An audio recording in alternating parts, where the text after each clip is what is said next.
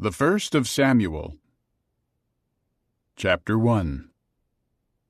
Now there was a man of Ramathaim Zophim of the mountainous region of Ephraim, whose name was Elkanah, the son of Jeroham, the son of Elihu, the son of Tohu, the son of Zuph, an Ephraimite. He had 2 wives. One was named Hannah, and the other was named Peninnah. Peninnah had children, but Hannah had no children. That man went up from his city year after year to worship and to sacrifice to Jehovah of armies in Shiloh. That is where the 2 sons of Eli, Hophni and Phinehas, served as priests to Jehovah. One day, when Elkanah offered a sacrifice, he gave portions to his wife Peninnah, as well as to all her sons and her daughters. But to Hannah he gave a special portion, because Hannah was the one he loved. But Jehovah had not given her children. Moreover, her rival wife taunted her relentlessly in order to upset her, because Jehovah had not given her children. That is what she would do year after year. Whenever Hannah went up to the house of Jehovah, her rival would taunt her so much that she would weep and not eat. But her husband Elkanah said to her, "Hannah, why do you weep? And why do you not eat? And why are you so sad? Am I not better to you than 10 sons?" Then Hannah got up, after they had finished eating and drinking in Shiloh. At the time, Eli the priest was sitting on the seat by the doorpost of the temple of Jehovah.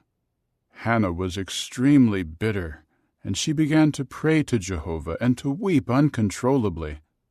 And she made this vow: O Jehovah of armies, if you look upon the affliction of your servant and remember me, and you do not forget your servant, and give to your servant a male child, I will give him to Jehovah all the days of his life, and no razor will touch his head. While she prayed for a long time before Jehovah, Eli was watching her mouth. Hannah was speaking in her heart, only her lips were trembling, but her voice was not heard. So Eli thought she was drunk. Eli said to her, "How long will you stay drunk? Stop drinking your wine." At this Hannah answered, No, my lord, I am a woman under great stress. I have not drunk wine or anything alcoholic, but I am pouring out my soul before Jehovah. Do not take your servant for a worthless woman, for I have been speaking until now out of my great anguish and distress. Then Eli answered, Go in peace, and may the God of Israel grant your petition that you have asked of him. To this she said, Let your servant find favor in your eyes. And the woman went on her way and ate, and her face was no longer downcast. Then they got up early in the morning and bowed before Jehovah, after which they returned to their house in Ramah. Elkanah had sexual relations with his wife Hannah, and Jehovah gave attention to her. Within a year Hannah became pregnant and gave birth to a son, and named him Samuel, because, as she said, It is from Jehovah that I have asked him. In time, Elkanah went up with all his household to offer the yearly sacrifice to Jehovah, and to present his vow offering. But Hannah did not go up, for she said to her husband, As soon as the boy is weaned, I will bring him. Then he will appear before Jehovah, and remain there from then on. Elkanah her husband then said to her, Do what you think is best. Stay at home until you wean him. May Jehovah carry out what you have said. So the woman stayed at home and nursed her son until she weaned him. As soon as she had weaned him, she took him up to Shiloh, along with a 3-year-old bull, 1 ephah of flour, and a large jar of wine. And she came to the house of Jehovah in Shiloh, and brought the young boy with her. Then they slaughtered the bull, and brought the boy to Eli. With that she said, Pardon me, my lord. As surely as you live, my lord, I am the woman who was standing with you in this place to pray to Jehovah. It was for this boy that I prayed, and Jehovah granted my petition that I asked of him. I, in turn, now lend him to Jehovah. For all his days he is lent to Jehovah." And he bowed down there to Jehovah. Chapter 2. Then Hannah said in prayer, "My heart rejoices in Jehovah.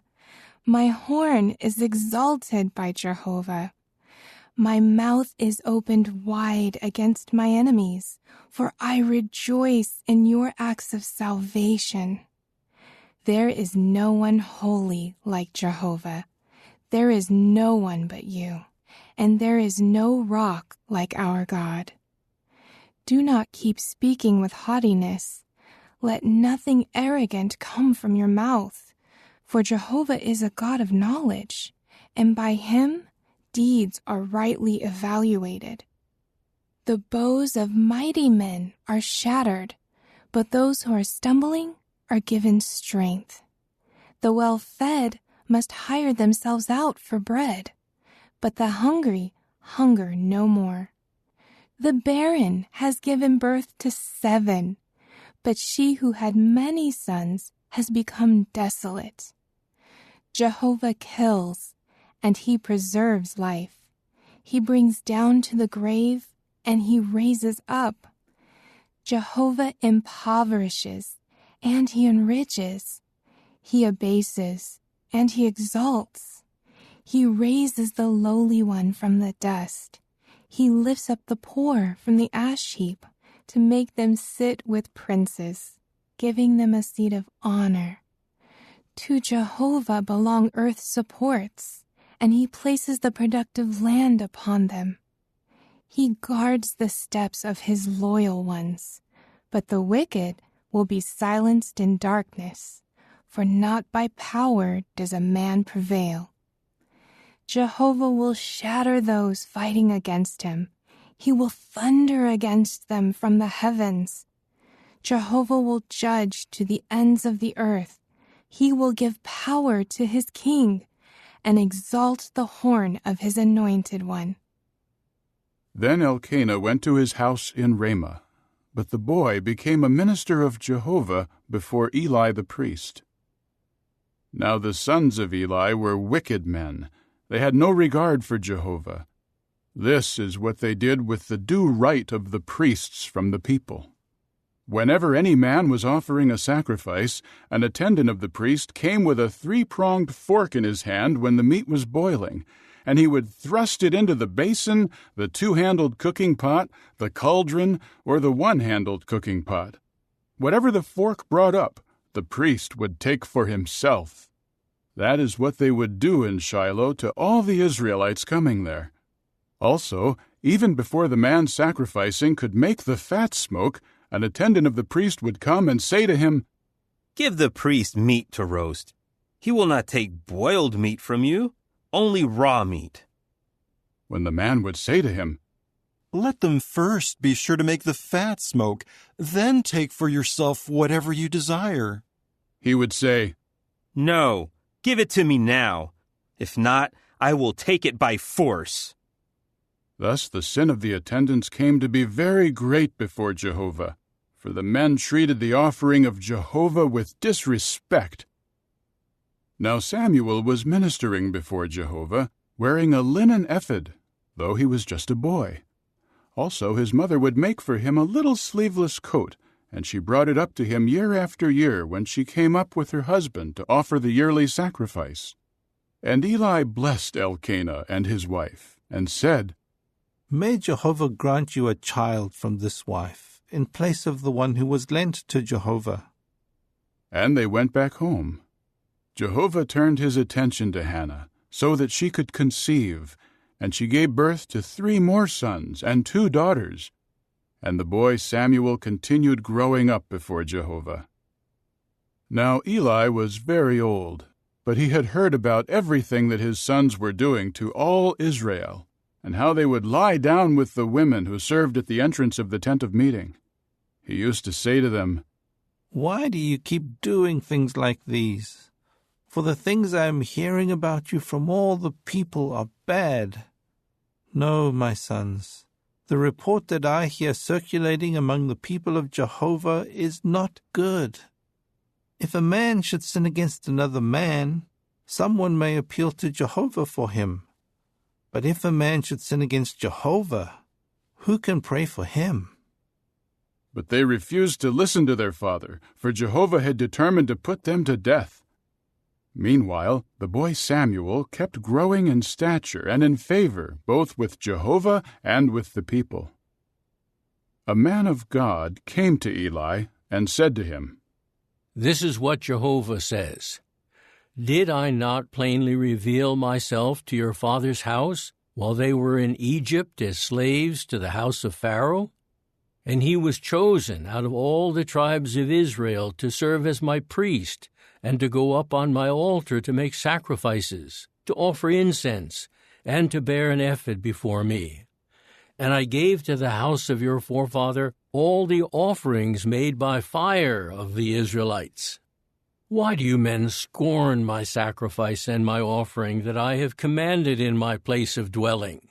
Why do you keep honoring your sons more than me by fattening yourselves from the best portions of every offering of my people Israel? That is why the word of Jehovah the God of Israel is, I did indeed say that your house and the house of your forefather would always walk before me. But now, Jehovah declares, it is unthinkable on my part, because those honoring me I will honor, but those despising me will be treated with contempt. Look, days are coming when I will cut off your strength and that of your father's house, so that no man in your house will live to old age. And you will look upon a rival in my dwelling amid all the good that is done to Israel, and never again will there be an old man in your house. The man of yours whom I do not cut off from serving at my altar will cause your eyes to fail and will bring you grief, but the greater number of your house will die by the sword of men. And what happens to your two sons, Hophni and Phinehas, will be the sign for you. On one day, both of them will die. Then I will raise up for myself a faithful priest. He will act in harmony with what is my heart's desire, and I will build for him a lasting house, and he will walk before my anointed one always.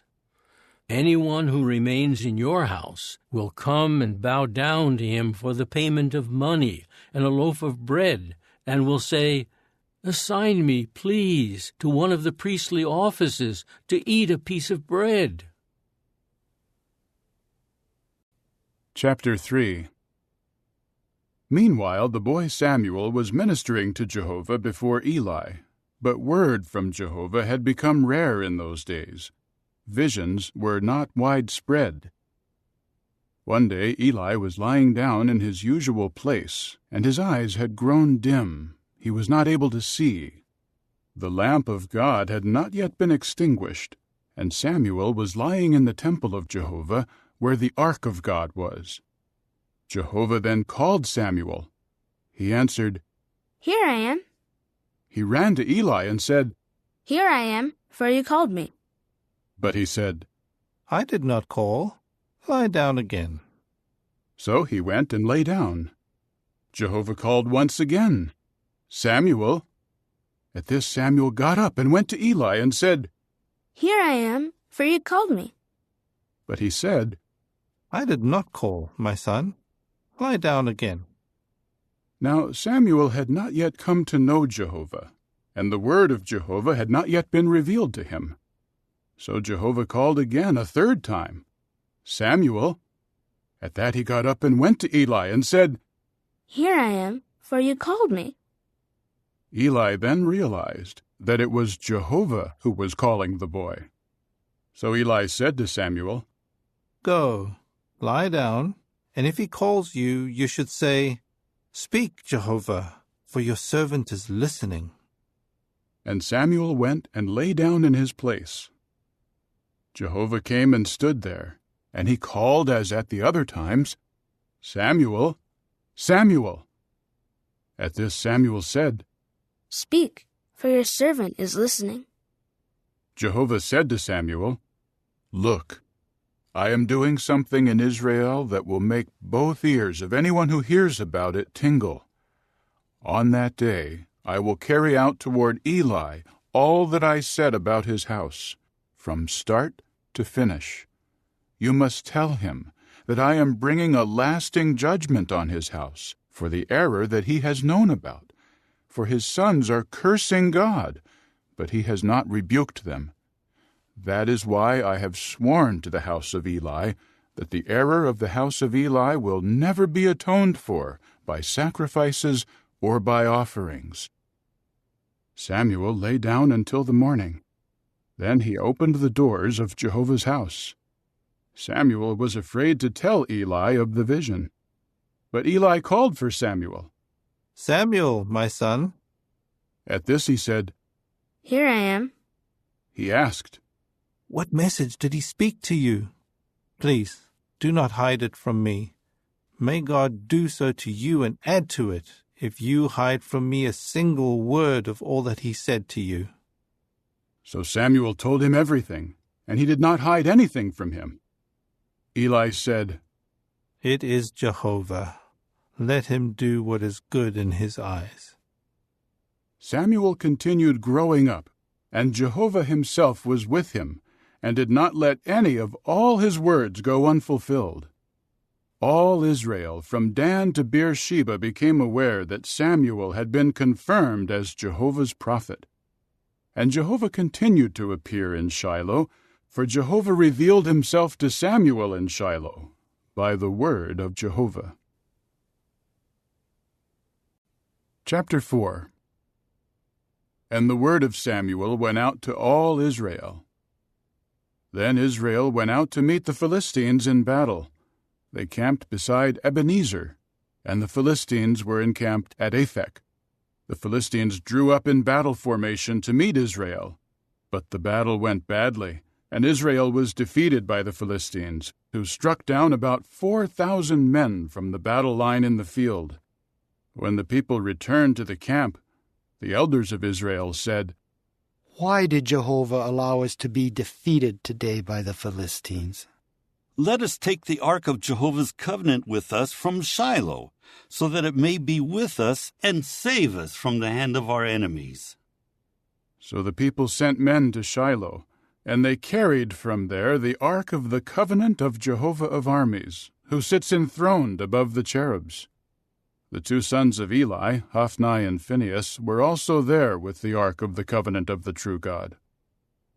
As soon as the ark of the covenant of Jehovah came into the camp, all the Israelites broke out into loud shouting, so that the earth shook. When the Philistines heard the sound of the shouting, they said, Why is there such loud shouting in the camp of the Hebrews? Finally they learned that the ark of Jehovah had come into the camp. The Philistines became afraid, for they said, God has come into the camp. So they said, Too bad for us, for nothing like this has ever happened before. Too bad for us. Who will save us from the hand of this majestic God? This is the God who struck Egypt with every sort of slaughter in the wilderness. Be courageous and act like men, you Philistines, so that you may not serve the Hebrews just as they have served you. Act like men and fight. So the Philistines fought, and Israel was defeated, and each one fled to his tent. The slaughter was very great. On Israel's side, 30,000 foot soldiers fell. Moreover, the ark of God was captured, and the two sons of Eli, Hophni and Phinehas, died. A man of Benjamin ran from the battle line and arrived at Shiloh on that day with his garments ripped apart and dirt on his head. When the man arrived, Eli was sitting on the seat by the roadside watching, because his heart was trembling over the ark of the true God. The man went into the city to report the news, and the whole city began crying out. When Eli heard the sound of the outcry, he asked, "What does the sound of this turmoil mean?" The same man hurried in and reported the news to Eli. Now Eli was 98 years old, and his eyes stared straight ahead, and he could not see. Then the man said to Eli, I am the one who came from the battle line. Just today I fled from the battle line. At this he asked, "What happened, my son?" So the bearer of the news related, Israel has fled from the Philistines, and there was a great defeat among the people. Also your own 2 sons, Hophni and Phinehas, have died, and the ark of the true God has been captured. At the moment he mentioned the ark of the true God, Eli fell backward from his seat beside the gate, and his neck was broken, and he died, for he was old and heavy. He had judged Israel for 40 years. His daughter-in-law, the wife of Phinehas, was pregnant and close to giving birth. When she heard the report that the ark of the true God had been captured, and that her father-in-law and her husband had died, she doubled over and unexpectedly went into labor and gave birth. As she was dying, the women standing by her said, Do not be afraid, for you have given birth to a son.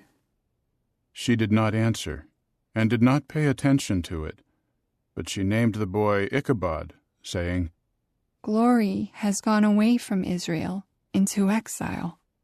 Referring to the capture of the ark of the true God, and what happened to her father-in-law and her husband. She said, Glory has gone away from Israel into exile, because the ark of the true God has been captured. Chapter 5. When the Philistines captured the ark of the true God, they brought it from Ebenezer to Ashdod. The Philistines took the ark of the true God and brought it into the house of Dagon, and set it beside Dagon. When the Ashdodites got up early the next day, there was Dagon, fallen face down on the ground before the ark of Jehovah. So they took Dagon and returned him to his place. When they got up early in the morning on the following day, there was Dagon, fallen face down on the ground before the ark of Jehovah. The head of Dagon and the palms of both his hands were cut off, and were lying on the threshold. Only the fish part had been left intact.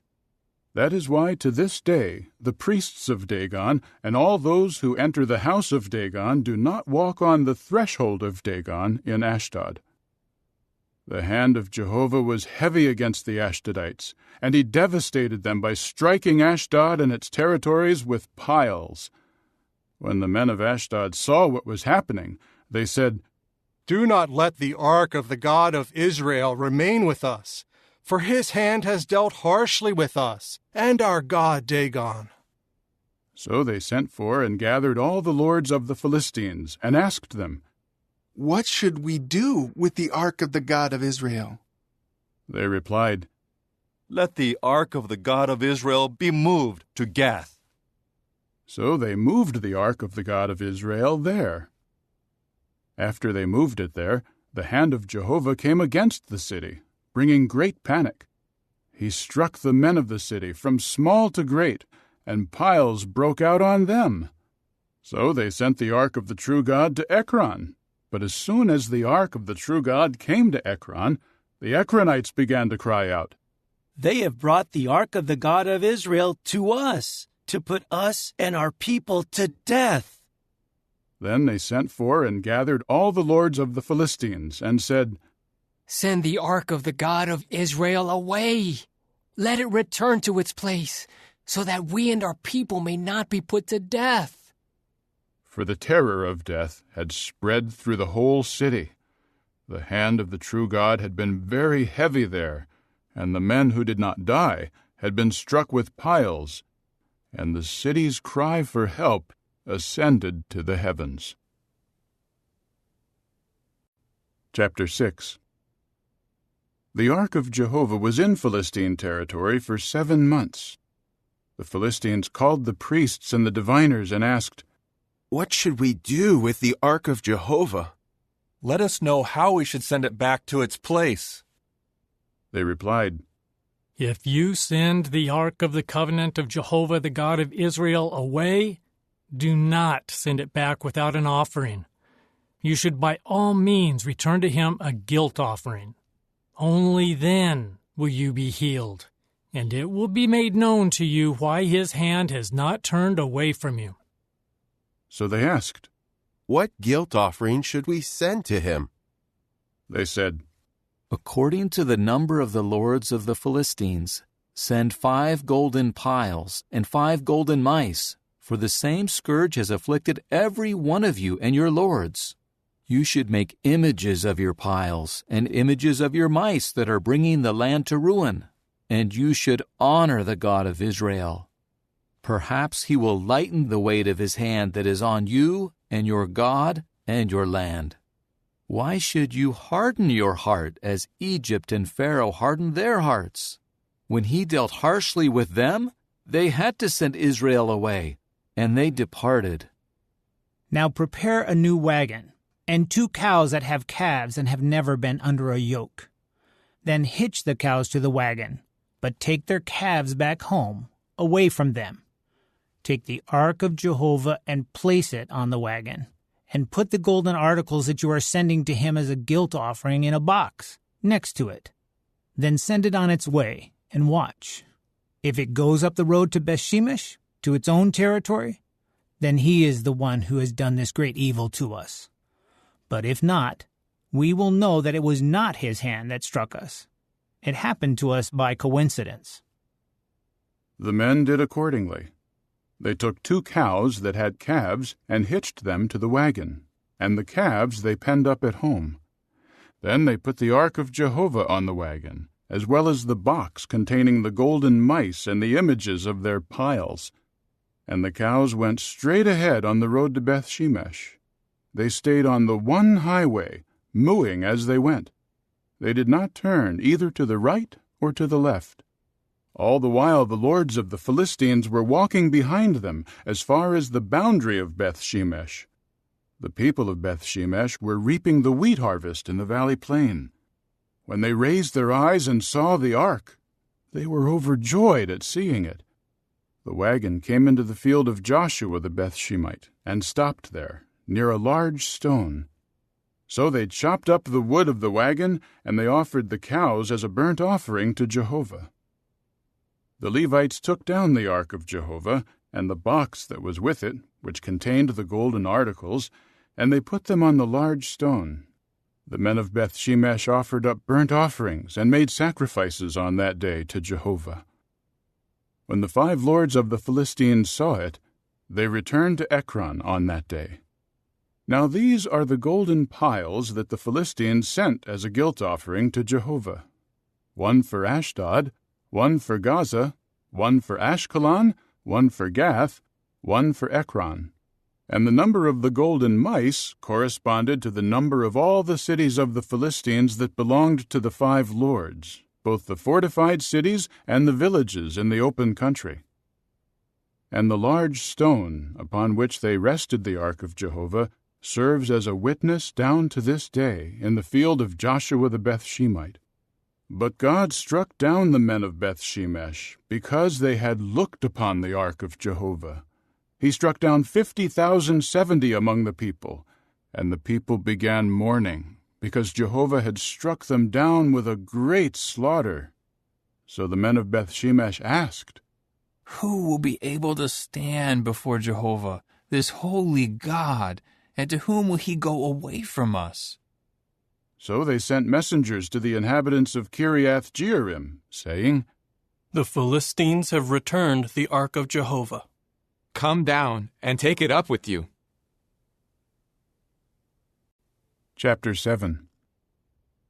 So the men of Kiriath Jearim came and took the ark of Jehovah up into the house of Abinadab on the hill, and they sanctified his son Eleazar to guard the ark of Jehovah.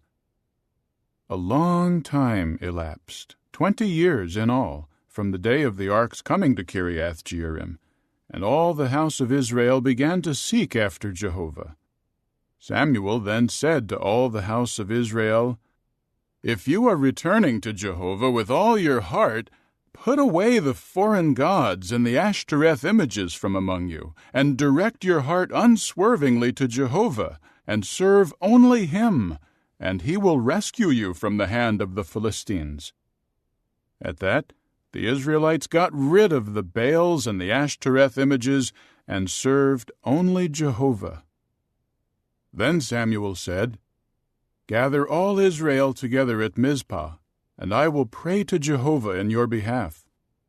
So they gathered together at Mizpah, and they drew water and poured it out before Jehovah, and kept a fast on that day. There they said, "We have sinned against Jehovah." And Samuel began serving as judge over the Israelites in Mizpah. When the Philistines heard that the Israelites had gathered together at Mizpah, the lords of the Philistines went up against Israel. When the Israelites heard of it, they were afraid because of the Philistines. So the Israelites said to Samuel, "Do not stop calling to Jehovah our God to help us and to save us from the hand of the Philistines." Then Samuel took a suckling lamb and offered it up as a whole burnt offering to Jehovah. And Samuel called to Jehovah for help in behalf of Israel, and Jehovah answered him. As Samuel was offering up the burnt offering, the Philistines advanced for battle against Israel. Jehovah now caused it to thunder loudly on that day against the Philistines, and he threw them into confusion, and they were defeated before Israel. At that, the men of Israel went out from Mizpah and pursued the Philistines, striking them down as far as south of Beth-kar. Then Samuel took a stone and set it between Mizpah and Jeshanah, and named it Ebenezer, for he said, "Until now Jehovah has helped us." Thus the Philistines were subdued, and they did not come again into the territory of Israel. And the hand of Jehovah continued against the Philistines all the days of Samuel. Also, the cities that the Philistines had taken from Israel were returned to Israel, from Ekron to Gath, and Israel recovered their territory from the hand of the Philistines. There was also peace between Israel and the Amorites. Samuel kept on judging Israel throughout his life. Each year he traveled in a circuit to Bethel, Gilgal, and Mizpah, and he judged Israel in all these places. But he would return to Ramah, because his house was there, and there he also judged Israel. He built an altar there to Jehovah. Chapter 8. When Samuel had grown old, he appointed his sons as judges for Israel. The name of his firstborn son was Joel, and the name of his second, Abijah. They were judges in Beersheba. But his sons did not walk in his ways. They were inclined to pursue dishonest profit, they accepted bribes, and they perverted justice. In time, all the elders of Israel gathered together and came to Samuel at Ramah. They said to him, "Look, you have grown old, but your sons are not walking in your ways.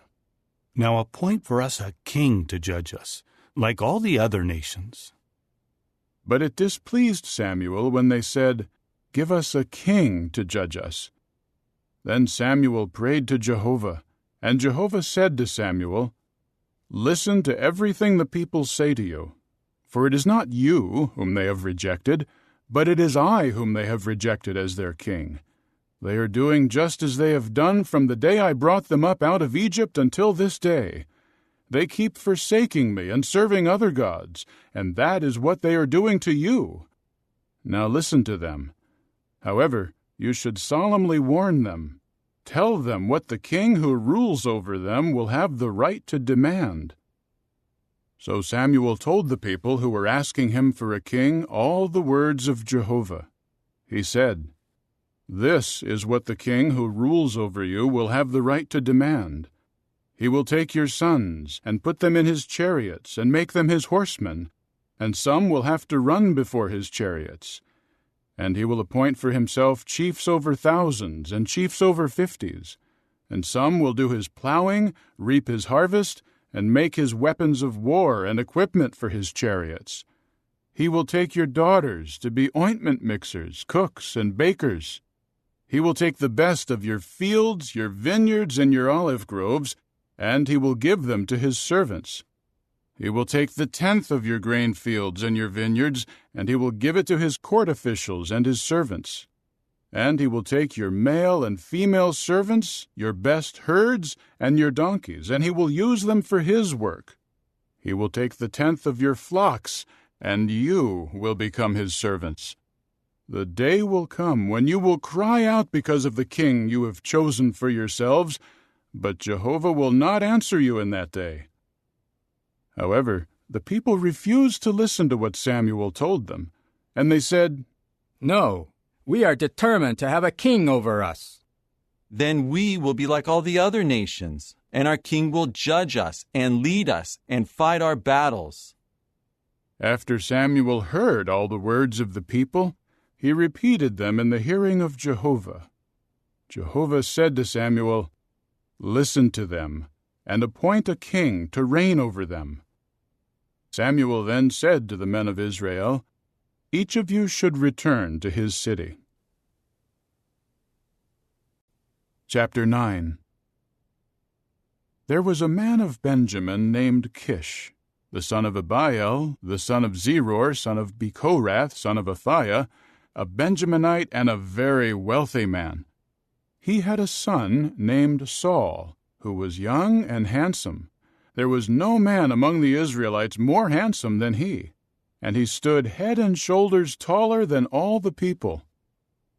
When the donkeys belonging to Saul's father Kish got lost, Kish said to his son Saul, "Please take with you one of the attendants and go look for the donkeys." They passed through the mountainous region of Ephraim and through the land of Shalishah, and they did not find them. They traveled through the land of Shaalim, but the donkeys were not there. They passed through the entire land of the Benjaminites, and they did not find them. They came into the land of Zuph, and Saul said to his attendant who was with him, "Come, let us return, so that my father does not start worrying about us rather than the donkeys." But the attendant replied, "Look, there is a man of God in this city, a man who is held in honor. All that he says is sure to come true. Let us go there now. Perhaps he can tell us which way to go." At this Saul said to his attendant, "If we go, what can we take to the man? There is no bread in our bags. There is nothing to take as a gift to the man of the true God. What do we have?" So the attendant answered Saul again, "Look, there is a quarter of a shekel of silver in my hand. I will give it to the man of the true God, and he will tell us which way to go." In former times in Israel, this was what a man would say when going to seek God. "Come, and let us go to the seer." For the prophet of today used to be called a seer in former times. Then Saul said to his attendant, "What you said is good. Let us go." So they went to the city where the man of the true God was. While they were going up the ascent to the city, they met girls going out to draw water. So they said to them, "Is the seer in this place?" They answered, "He is. Look, he is just ahead of you. Hurry now, for today he has come to the city, because the people are making a sacrifice today on the high place." As soon as you come into the city, you will find him before he goes up to the high place to eat. The people will not eat until he comes, for he is the one who blesses the sacrifice. Once that is done, those who are invited may eat. So now go up right away, and you will find him." So they went up to the city. As they were coming into the middle of the city, there was Samuel coming out to meet them, to go up to the high place. The day before Saul came, Jehovah had told Samuel, "Tomorrow, about this time, I will send to you a man from the land of Benjamin. You must anoint him as leader over my people Israel, and he will save my people from the hand of the Philistines. For I have seen the affliction of my people, and their outcry has reached me, When Samuel saw Saul, Jehovah told him, "Here is the man of whom I said to you, 'This is the one who will govern my people.'" Then Saul approached Samuel in the middle of the gate and said, "Tell me, please, where is the house of the seer?" Samuel answered Saul, "I am the seer. Go up ahead of me to the high place, and you will eat with me today. I will send you away in the morning, and I will tell you all that you want to know. As for the donkeys that were lost 3 days ago, do not worry about them, for they have been found. And to whom does all that is desirable of Israel belong? Is it not to you, and to the whole house of your father?" At this Saul answered, "Am I not a Benjaminite, of the smallest of the tribes of Israel? And my family the most insignificant of all the families of the tribe of Benjamin? So why have you spoken to me in this way?" Then Samuel took Saul and his attendant and brought them to the dining hall, and gave them a place at the head of those invited. There were about 30 men. Samuel said to the cook, "Bring the portion that I gave you and told you, set it aside." At that the cook lifted up the leg and what was on it, and set it before Saul. And Samuel said, "What has been reserved has been set before you. Eat, because they have reserved it for you for this occasion. For I told them, I invited guests." So Saul ate with Samuel on that day. Then they went down from the high place to the city, and he continued to speak with Saul on the housetop. They rose early, and at daybreak Samuel called to Saul on the housetop, saying, "Get ready, so that I may send you away."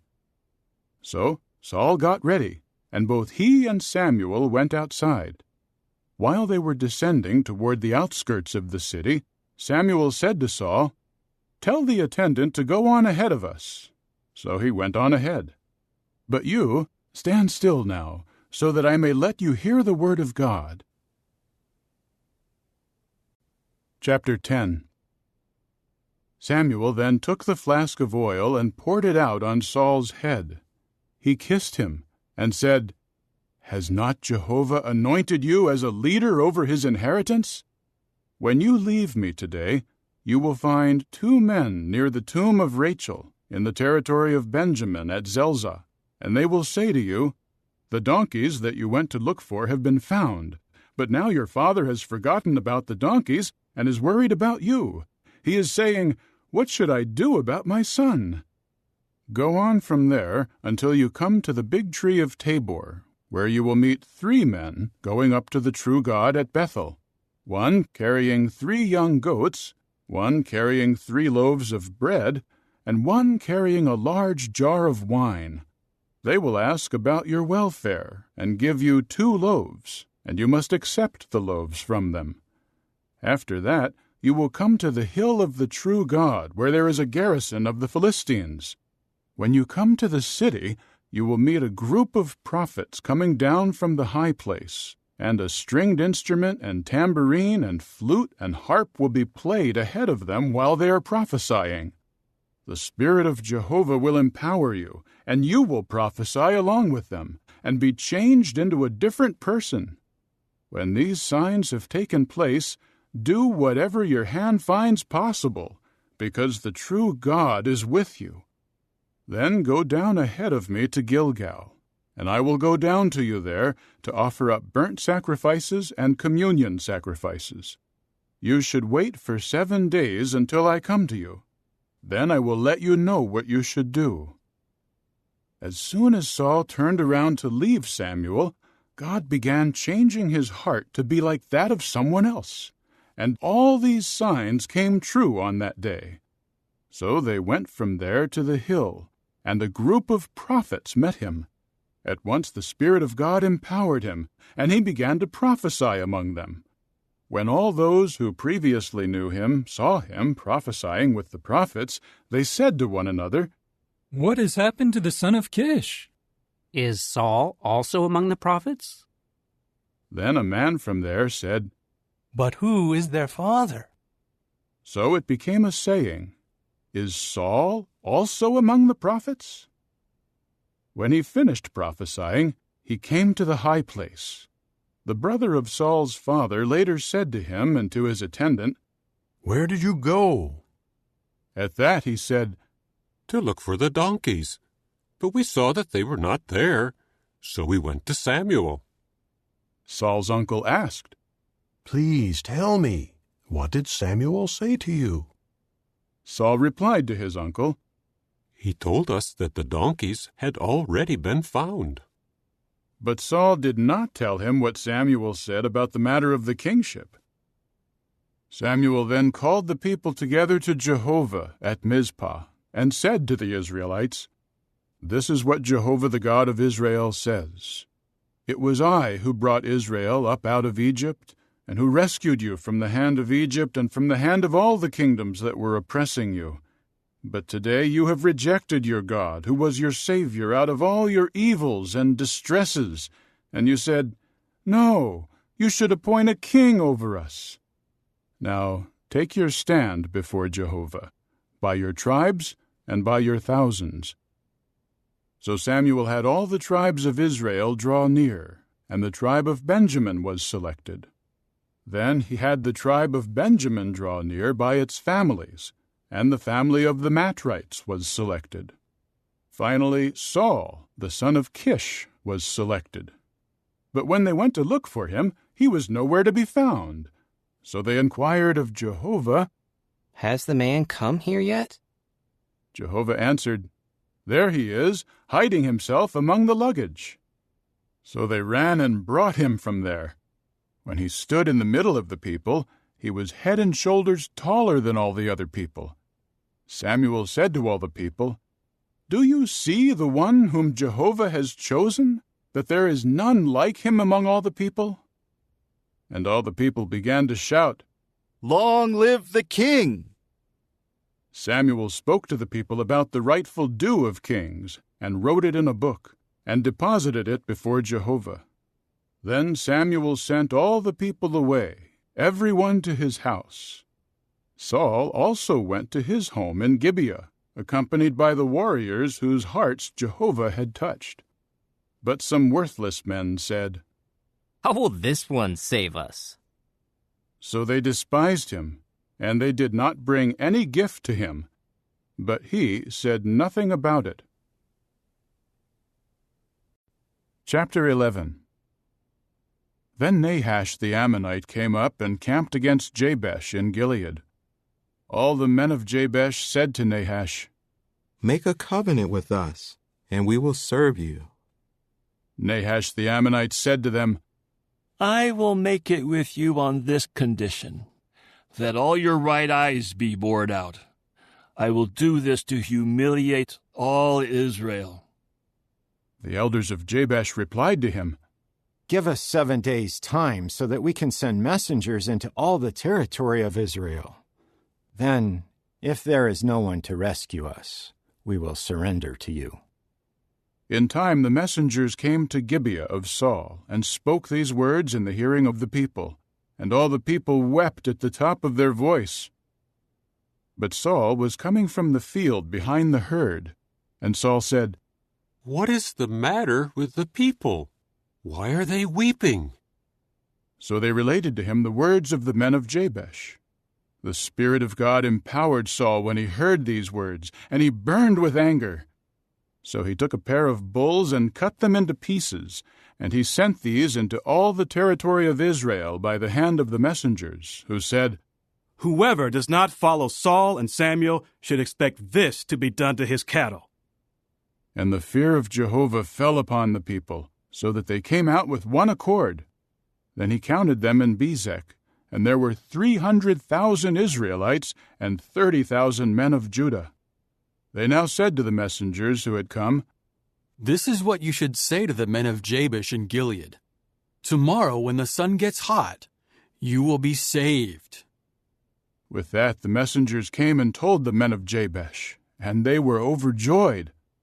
So the men of Jabesh said, "Tomorrow we will surrender to you, and you may do to us whatever seems good to you."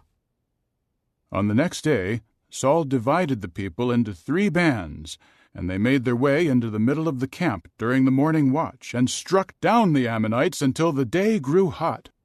Those who survived were scattered, so that no two of them were left together.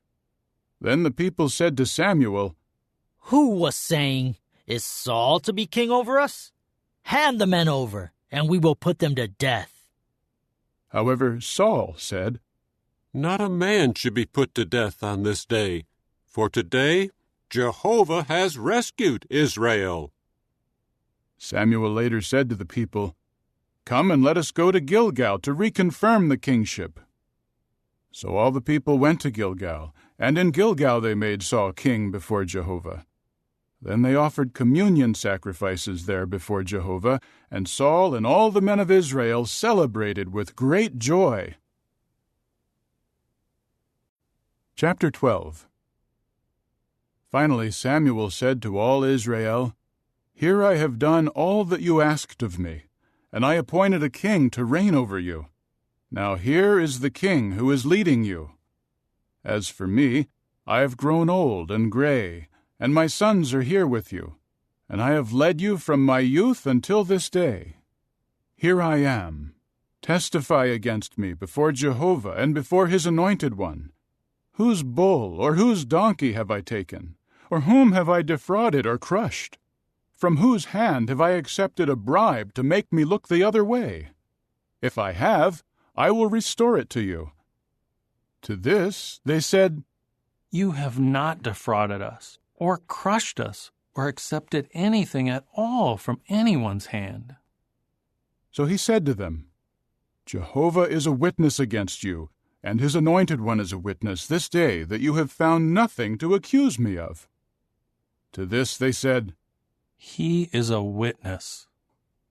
So Samuel said to the people, "Jehovah, who used Moses and Aaron, and who brought your forefathers up out of the land of Egypt, is a witness.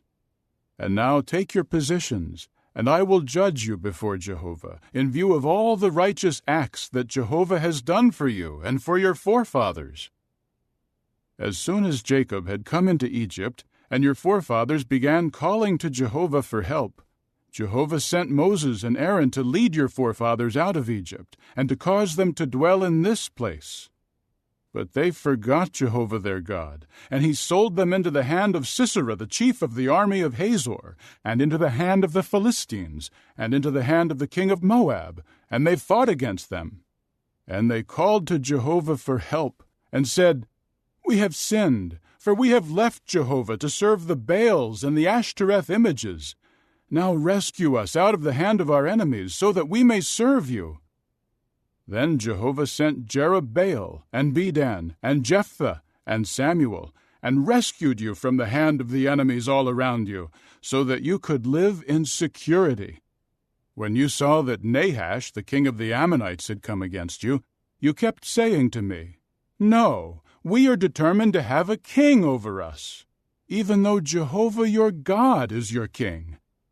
Now here is the king whom you have chosen, the one you asked for. Look, Jehovah has appointed a king over you. If you fear Jehovah and serve him and obey his voice, and you do not rebel against the order of Jehovah, and both you and the king who reigns over you follow Jehovah your God, fine. But if you do not obey the voice of Jehovah, and you rebel against the order of Jehovah, the hand of Jehovah will be against you and your fathers. Now take your positions, and see this great thing that Jehovah is doing before your eyes. Is it not the wheat harvest today? I will call on Jehovah to make it thunder and rain. Then know and understand what an evil thing you have done in the eyes of Jehovah in asking for a king for yourselves." At that Samuel called to Jehovah, and Jehovah made it thunder and rain on that day, so that all the people were greatly in fear of Jehovah and of Samuel.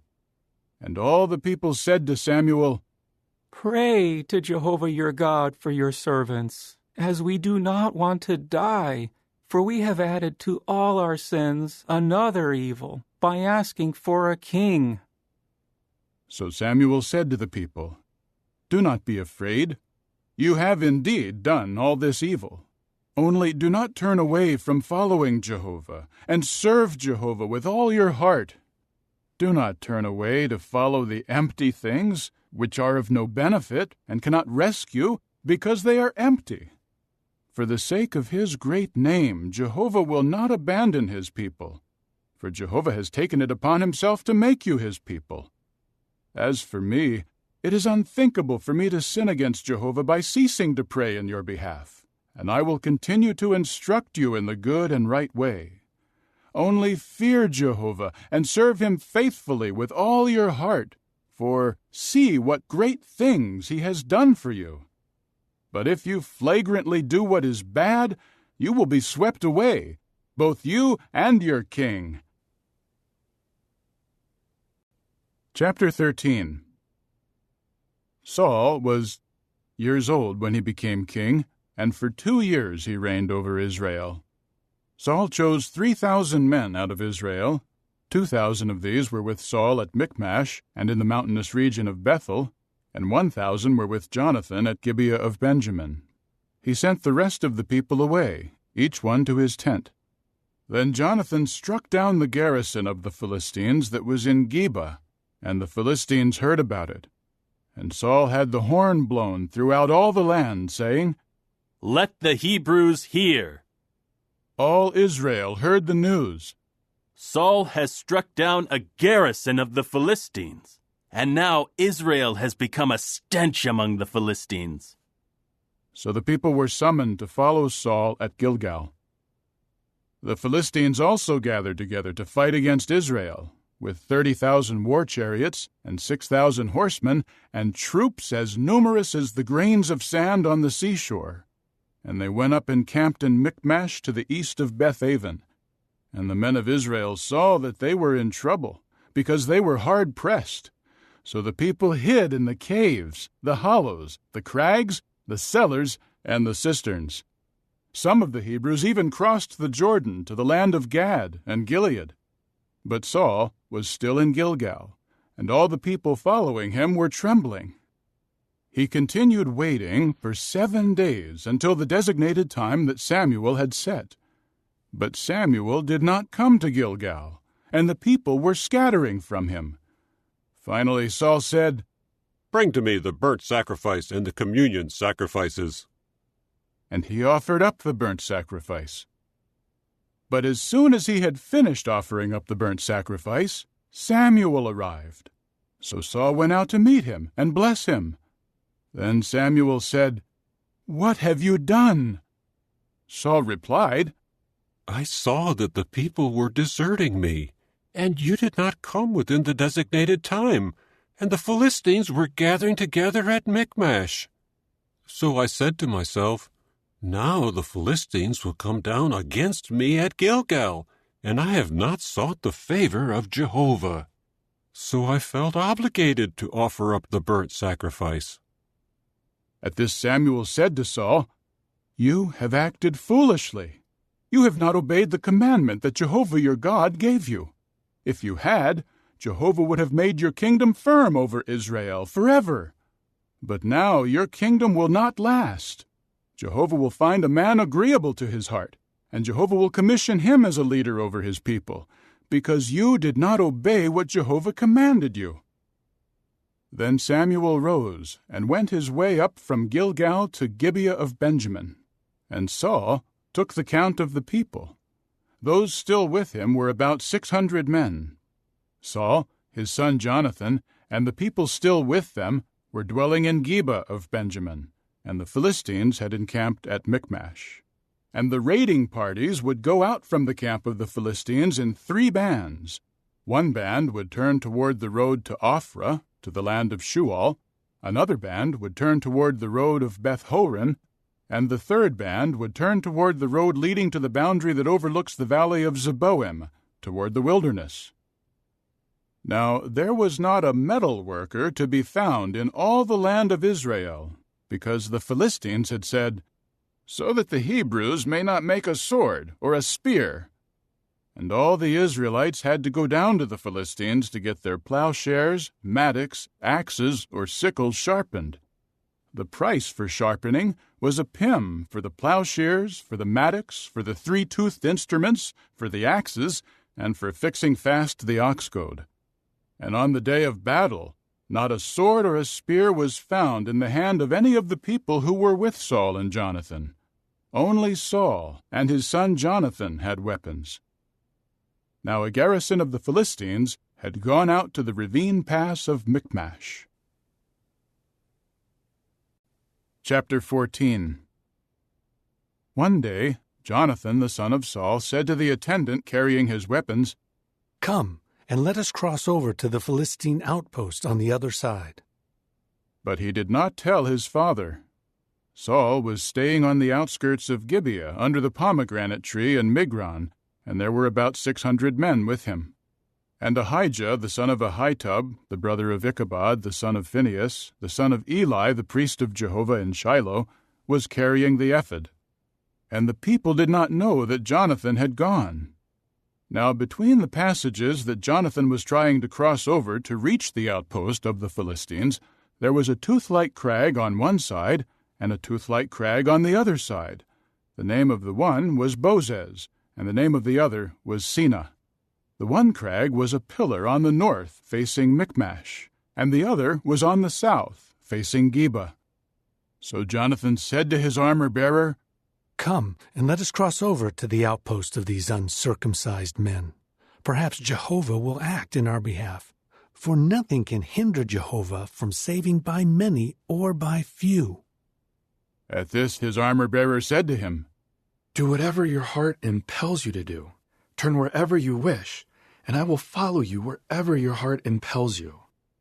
Then Jonathan said, "We will cross over to those men and reveal our presence to them. If they say to us, 'Stand still until we come to you,' we will stand where we are and not go up to them. But if they say, 'Come up against us,' we will go up, because Jehovah will give them into our hand. This will be our sign." Then both of them revealed their presence to the outpost of the Philistines. The Philistines said, "Look, the Hebrews are coming out from the holes where they have been hiding." So the men of the outpost said to Jonathan and his armor-bearer, "Come up to us, and we will teach you a lesson." At once Jonathan said to his armor-bearer, "Follow me, for Jehovah will give them into the hand of Israel." And Jonathan climbed up on his hands and feet, and his armor-bearer was behind him. And the Philistines began to fall before Jonathan, and his armor-bearer was putting them to death behind him. In the first attack that Jonathan and his armor-bearer made, they struck down about 20 men within about half the plowing line in an acre of field. Then terror spread in the field camp, and among all the people of the outpost, and even the raiding parties were terrified. The earth began quaking, and a terror from God ensued. Saul's watchmen in Gibeah of Benjamin saw that the turmoil was spreading in every direction. Saul said to the people with him, "Take a count, please, and see who has left us." When they took the count, they saw that Jonathan and his armor-bearer were not there. Saul now said to Ahijah, "Bring the ark of the true God near." For the ark of the true God was with the Israelites at that time. And while Saul was speaking to the priest, the turmoil in the camp of the Philistines was growing greater and greater. Then Saul said to the priest, "Stop what you are doing." So Saul and all the people with him assembled, and went into the battle, where they found that the Philistines had turned their swords against one another, and the confusion was very great. Also, the Hebrews who had previously sided with the Philistines, and who had come up with them into the camp, were going over to Israel under Saul and Jonathan. All the men of Israel who had hidden in the mountainous region of Ephraim heard that the Philistines had fled, and they too joined in pursuing them in the battle. So Jehovah saved Israel on that day, and the battle extended as far as Beth-aven. But the men of Israel were hard pressed on that day, for Saul had put the people under this oath: "Cursed is the man who eats any food before the evening, and until I have taken vengeance on my enemies." So none of the people ate any food. And all the people came into the forest, and there was honey on the ground.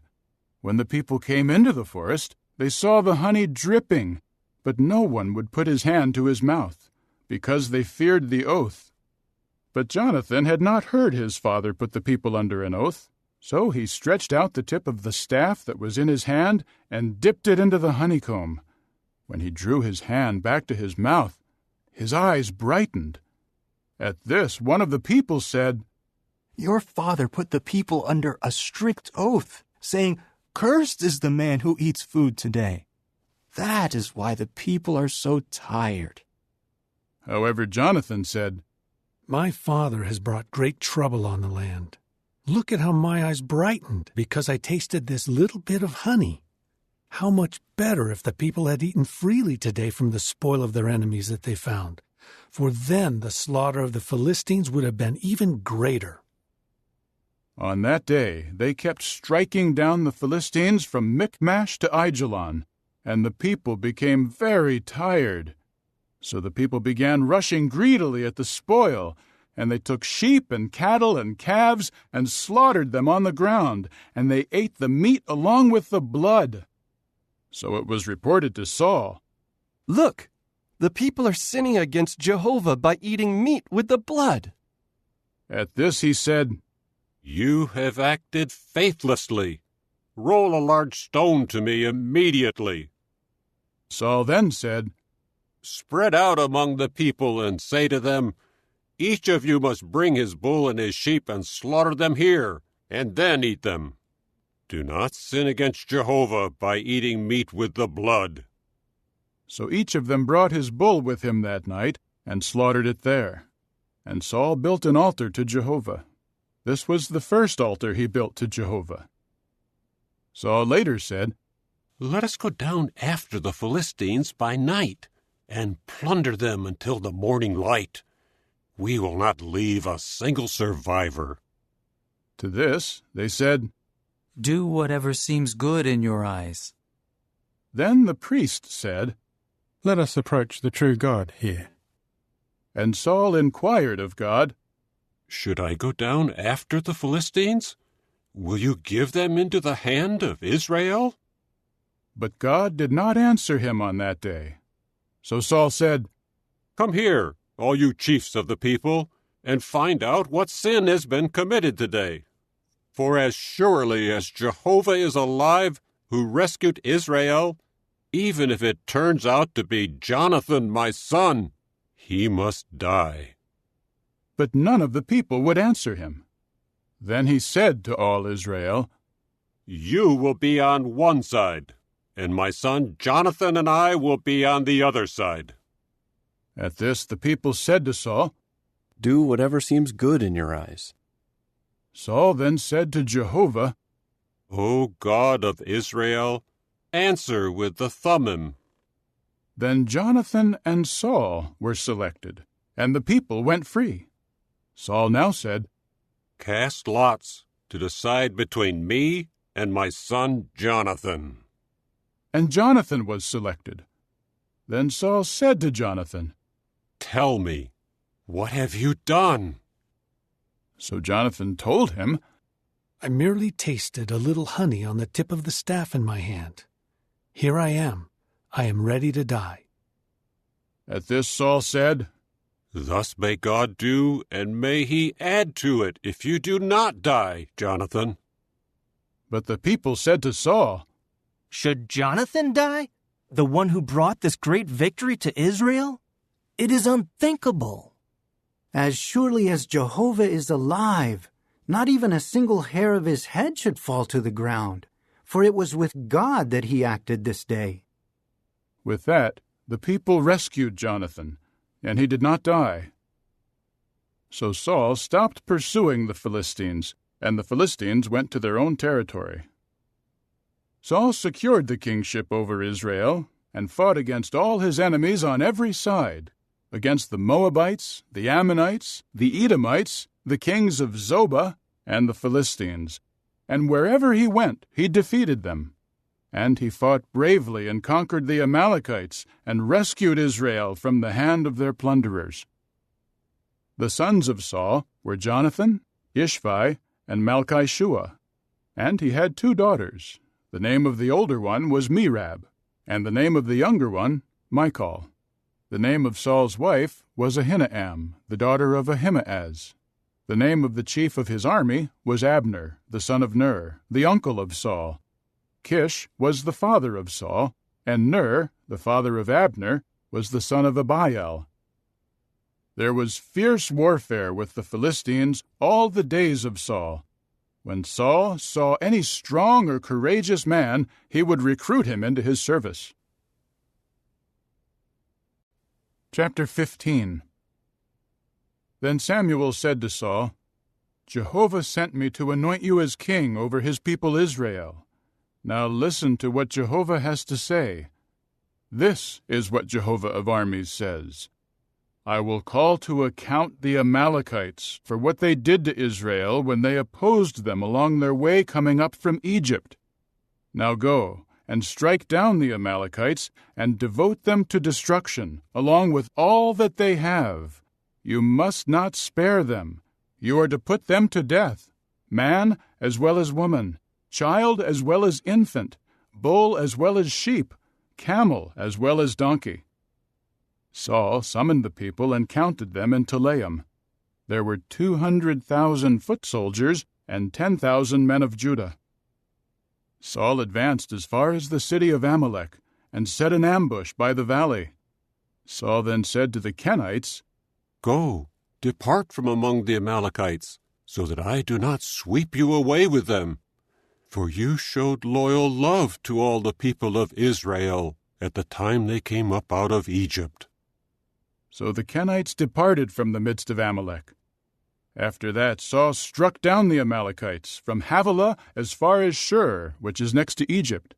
He caught Agag, the king of Amalek, alive, but all the other people he devoted to destruction with the sword. However, Saul and the people spared Agag, and the best of the flock, the herd, the fattened animals, the rams, and all that was good. They did not want to devote them to destruction. But all the goods that were worthless and unwanted, these they devoted to destruction. Then the word of Jehovah came to Samuel. "I regret that I have made Saul king, for he has turned away from following me, and he has not carried out my words." Samuel became very upset, and he kept crying out to Jehovah all night long. When Samuel got up early in the morning to meet Saul, Samuel was told, Saul went to Carmel, and there he erected a monument for himself. Then he turned around and went down to Gilgal. When Samuel finally came to him, Saul said to him, "May Jehovah bless you. I have carried out the word of Jehovah." But Samuel said, "Then what is this sound of the flock in my ears, and the sound of the cattle that I hear?"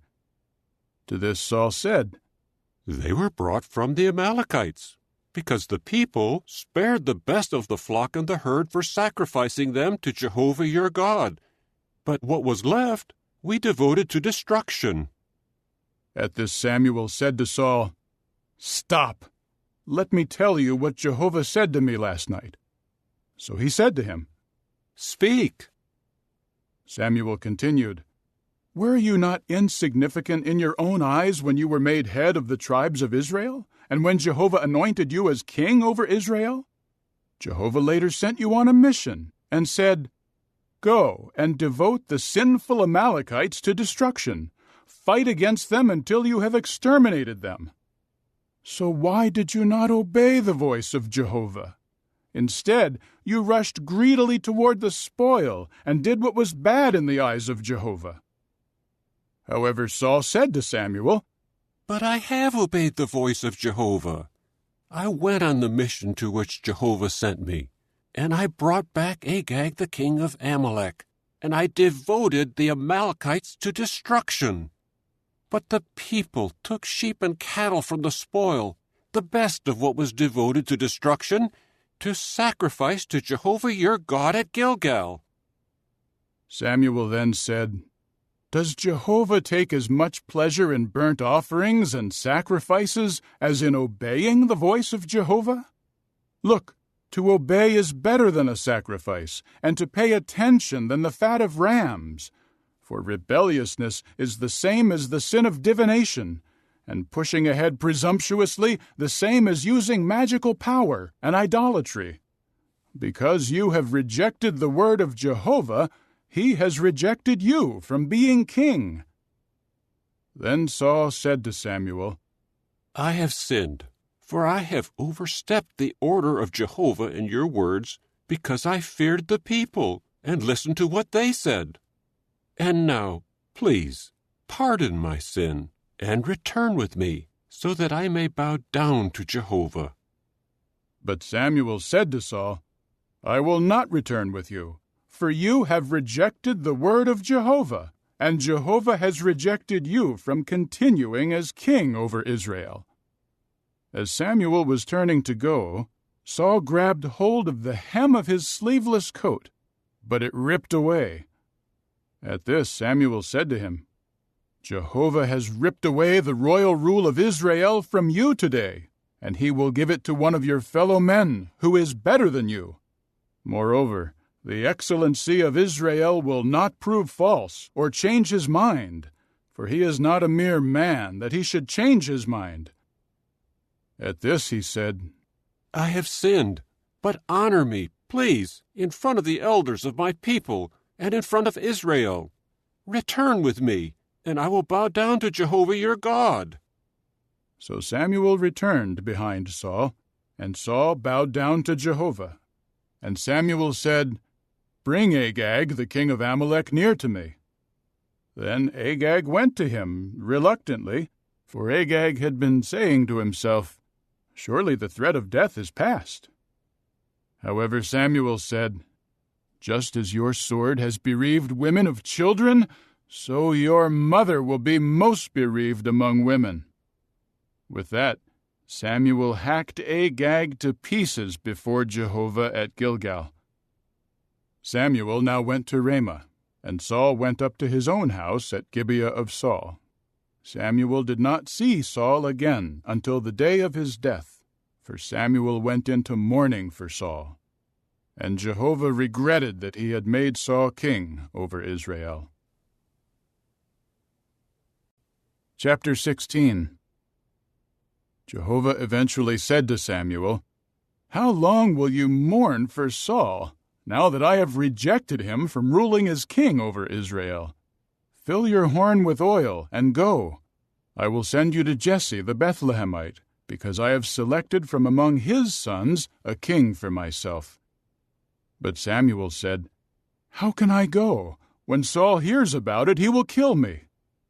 Jehovah replied, "Take a young cow with you, and say, 'I have come to sacrifice to Jehovah.' Invite Jesse to the sacrifice.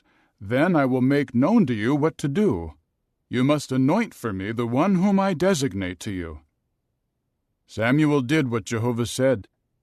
When he came to Bethlehem, the elders of the city were trembling at meeting him, and they said, "Does your coming mean peace?" To this he said, "It means peace. I have come to sacrifice to Jehovah. Sanctify yourselves and come with me to the sacrifice." Then he sanctified Jesse and his sons, after which he summoned them to the sacrifice. As they came in, and he saw Eliab, he said, "Surely here before Jehovah stands his anointed one." But Jehovah said to Samuel, "Do not pay attention to his appearance and how tall he is, for I have rejected him. For the way man sees is not the way God sees, because mere man sees what appears to the eyes, but Jehovah sees into the heart." Then Jesse called Abinadab and had him pass before Samuel. But he said, "Jehovah has not chosen this one either." Next, Jesse presented Shammah, but he said, "Jehovah has not chosen this one either." So Jesse had 7 of his sons pass before Samuel. But Samuel said to Jesse, "Jehovah has not chosen any of these." Finally Samuel said to Jesse, "Are these all of your boys?"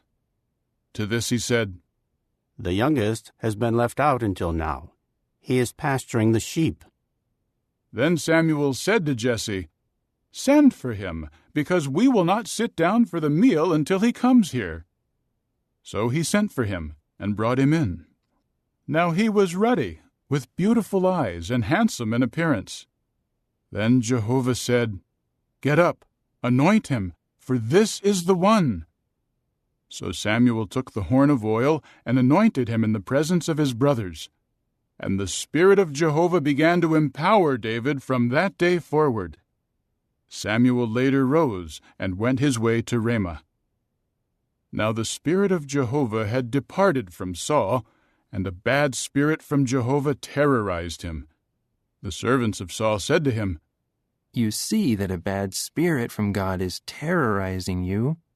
Let our Lord please command your servants before you to look for a man who is skilled at playing the harp. Whenever a bad spirit from God comes upon you, he will play it, and you will feel better." So Saul said to his servants, "Find me, please, a man who plays well, and bring him to me." One of the attendants said, "Look, I have seen how a son of Jesse the Bethlehemite plays skillfully, and he is a courageous, mighty warrior. He can speak well, and he is handsome, and Jehovah is with him." Saul then sent messengers to Jesse and said, "Send to me your son David, who is with the flock." So Jesse loaded a donkey with bread, a skin bottle of wine, and a young goat, and sent them to Saul with his son David. Thus David came to Saul and began serving him. Saul grew to love him very much, and he became his armor-bearer. Saul sent a message to Jesse, "Please let David remain in my service, for he has found favor in my eyes." Whenever a bad spirit from God came upon Saul, David took the harp and played it, and Saul found relief and felt better, and the bad spirit would depart from him. Chapter 17. And the Philistines assembled their armies for war. They assembled at Socoh, which belongs to Judah, and they camped between Socoh and Azekah in Ephes-dammim. Saul and the men of Israel assembled and camped in the valley of Elah, and they drew up in battle formation to meet the Philistines. The Philistines occupied the mountain on one side, and the Israelites occupied the mountain on the other side, with the valley between them. Then a champion came out from the camps of the Philistines. His name was Goliath, from Gath, and his height was 6 cubits and a span. He had a helmet of copper on his head, and he was wearing a coat of mail of overlapping scales. The weight of the copper coat of mail was 5,000 shekels. He had shin guards of copper on his legs, and a javelin of copper slung between his shoulders. The wooden shaft of his spear was like the beam of loom workers, and the iron blade of his spear weighed 600 shekels, and his shield-bearer was marching ahead of him. Then he stood and called out to the battle line of Israel and said to them, "Why have you come out to draw up in battle formation? Am I not the Philistine? And are you not the servants of Saul? Choose a man for yourselves, and let him come down to me. If he is able to fight with me and strike me down, we will then become your servants. But if I prevail against him and strike him down, you will become our servants and serve us." The Philistine then said, "I do taunt the battle line of Israel this day. Give me a man, and let us fight it out." When Saul and all Israel heard these words of the Philistine, they became terrified and greatly afraid.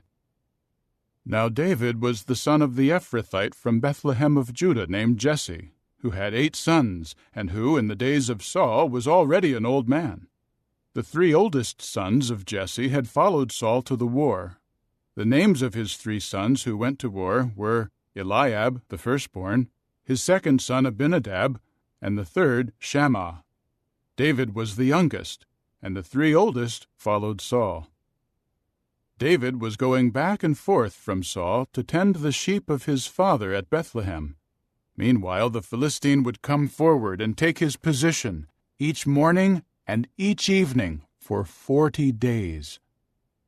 Then Jesse said to his son David, "Take, please, this ephah of roasted grain and these 10 loaves of bread, and carry them quickly to your brothers in the camp.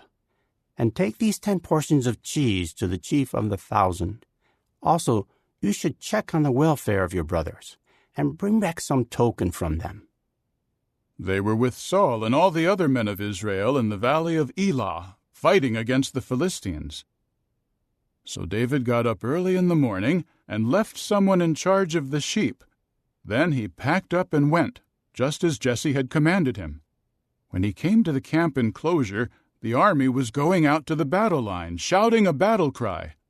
Israel and the Philistines drew up, so that one battle line faced the other battle line. David immediately left his baggage in the care of the baggage keeper and ran to the battle line. When he arrived, he began asking about the welfare of his brothers. While he was speaking with them, there came the champion named Goliath, the Philistine from Gath. He came out from the battle line of the Philistines, and he spoke the same words as before, and David heard him. When all the men of Israel saw the man, they fled from him, terrified. The men of Israel were saying, "Have you seen this man who is coming out? He comes to taunt Israel." The king will give great riches to the man who strikes him down. He will give him his own daughter, and he will give the house of his father exemption in Israel. David began to say to the men who were standing near him, "What will be done for the man who strikes down that Philistine over there and takes away reproach from Israel? For who is this uncircumcised Philistine, that he should taunt the battle line of the living God?" Then the people told him the same thing as before. This is what will be done for the man who strikes him down. When his oldest brother, Eliab, heard him speak to the men, he became angry with David and said, "Why have you come down? And with whom did you leave those few sheep in the wilderness? I well know your presumptuousness and the bad intentions of your heart. You came down just to see the battle." To this, David said, "What have I done now? I was only asking a question."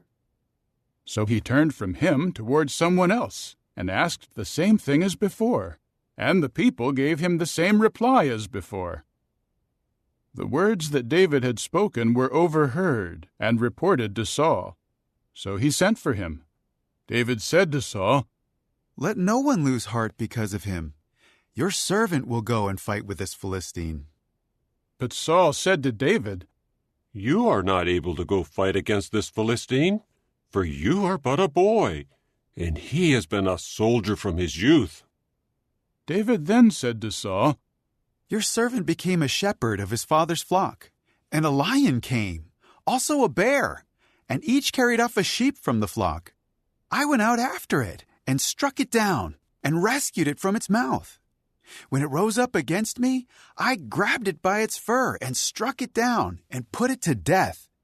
Your servant struck down both the lion and the bear, and this uncircumcised Philistine will become like one of them, for he has taunted the battle lines of the living God." Then David added, "Jehovah, who rescued me from the claws of the lion and the bear, he is the one who will rescue me from the hand of this Philistine." At this, Saul said to David, "Go, and may Jehovah be with you." Saul now clothed David with his garments. He put a copper helmet on his head, after which he clothed him with a coat of mail. Then David strapped on his sword over his garments and tried to go, but could not, for he was not used to them. David said to Saul, "I am unable to go in these things, for I am not used to them." So David took them off. He then took his staff in his hand and chose 5 smooth stones from the stream bed and placed them in the pouch of his shepherd's bag, and his sling was in his hand. And he began approaching the Philistine. The Philistine came closer and closer to David, and his shield-bearer was ahead of him. When the Philistine looked and saw David, he sneered at him in contempt because he was just a ruddy and handsome boy. So the Philistine said to David, "Am I a dog, so that you are coming against me with sticks?" With that the Philistine cursed David by his gods. The Philistine said to David, "Just come to me, and I will give your flesh to the birds of the heavens and to the beasts of the field." David replied to the Philistine, "You are coming against me with sword and spear and javelin, but I am coming against you in the name of Jehovah of armies, the God of the battle line of Israel, whom you have taunted. This very day Jehovah will surrender you into my hand, and I will strike you down and cut off your head. And on this day I will give the corpses of the camp of the Philistines to the birds of the heavens and to the wild beasts of the earth. And people of all the earth will know that there is a God in Israel. And all those gathered here will know that it is not with the sword or the spear that Jehovah saves, for the battle belongs to Jehovah, and he will give all of you into our hand." Then the Philistine rose and drew steadily closer to meet David, but David ran quickly toward the battle line to meet the Philistine. David thrust his hand into his bag and took a stone from there and slung it. He struck the Philistine in the forehead, and the stone sank into his forehead, and he fell face down on the ground. So David prevailed over the Philistine with a sling and a stone. He struck down the Philistine and put him to death, though there was no sword in David's hand. David continued running and stood over him. Then he took hold of the Philistine's sword and pulled it out of its sheath and made sure that he was dead by cutting off his head with it. When the Philistines saw that their mighty one had died, they fled. At that the men of Israel and of Judah rose and broke into shouting and pursued the Philistines all the way from the valley to the gates of Ekron. And the slain of the Philistines lay fallen along the road from Shaaraim as far as Gath and Ekron. After the Israelites returned from hotly pursuing the Philistines, they pillaged their camps. Then David took the head of the Philistine and brought it to Jerusalem, but he put the Philistine's weapons in his own tent. At the moment that Saul saw David go out to meet the Philistine, he said to Abner, the chief of the army, "Whose son is this boy, Abner?" Abner replied, "As surely as you live, O king, I do not know." The king said, "Find out whose son the young man is." So as soon as David returned from striking down the Philistine, Abner took him and brought him before Saul, with the head of the Philistine in his hand. Saul now said to him, "Whose son are you, boy?" To which David said, "The son of your servant Jesse, the Bethlehemite." Chapter 18. As soon as David had finished speaking to Saul, Jonathan and David became bound together in close friendship, and Jonathan began to love him as himself. From that day, Saul kept David with him, and he did not allow him to return to his father's house. And Jonathan and David made a covenant, because he loved him as himself. Jonathan took off the sleeveless coat that he wore and gave it to David, along with his gear, his sword, his bow, and his belt. David began going out, and was successful wherever Saul would send him. So Saul put him in charge of the fighting men, and this pleased all the people and the servants of Saul. When David and the others would return from striking down the Philistines, the women would come out from all the cities of Israel with song and dances to meet King Saul with tambourines, with rejoicing, and with lutes. The women who were celebrating would sing, "Saul has struck down his thousands, and David his tens of thousands." Saul became very angry, and this song displeased him, for he said, "They have credited David with tens of thousands, but to me they have credited thousands." The only thing left to give him is the kingship." From that day on, Saul was always looking at David suspiciously. The next day, a bad spirit from God gripped Saul, and he started to act strangely inside the house while David was playing music on the harp, as on other occasions. Saul had a spear in his hand, and he hurled the spear, saying to himself, "I will pin David to the wall." But David escaped from him twice. Then Saul was afraid of David, because Jehovah was with him, but had departed from Saul. So Saul removed him from his presence, and appointed him as chief of 1,000, and David would lead the army into battle. David continued to have success in all he did, and Jehovah was with him. And when Saul saw that he was very successful, he became afraid of him. But all Israel and Judah loved David, because he would lead them in their campaigns. Saul later said to David, "Here is my oldest daughter, Merab. I will give her to you as a wife. However, you should continue to display your courage for me and fight the wars of Jehovah." For Saul said to himself, "Do not let my hand come against him. Let the hand of the Philistines strike him." At this David said to Saul, "Who am I, and who are my relatives, my father's family in Israel, for me to become son-in-law to the king?" However, when the time came to give Saul's daughter Merab to David, she had already been given to be the wife of Adriel the Maholathite. Now Saul's daughter Michal was in love with David, and it was reported to Saul, and this pleased him. So Saul said, "I will give her to him to serve as a snare to him, so that the hand of the Philistines may come upon him." Saul then said to David a second time, "You will form a marriage alliance with me today." Further, Saul ordered his servants, "Speak to David secretly and say, 'Look, the king is pleased with you, and all his servants are fond of you. So now form a marriage alliance with the king.'" When Saul's servants told David these things, David said, "Is it a trivial matter to you to form a marriage alliance with the king, when I am a man poor and lightly esteemed?" Then Saul's servants reported to him, "These are the words that David spoke." At that Saul said, "This is what you should say to David. The king does not want any bride price, except 100 foreskins of the Philistines, to take revenge on the enemies of the king." For Saul was scheming to have David fall by the hand of the Philistines. So his servants reported these words to David, and it was pleasing to David to form a marriage alliance with the king. Before the allotted time, David went with his men and struck down 200 Philistine men, and David brought the full number of their foreskins to the king to form a marriage alliance with the king. Therefore Saul gave him his daughter Michal as a wife.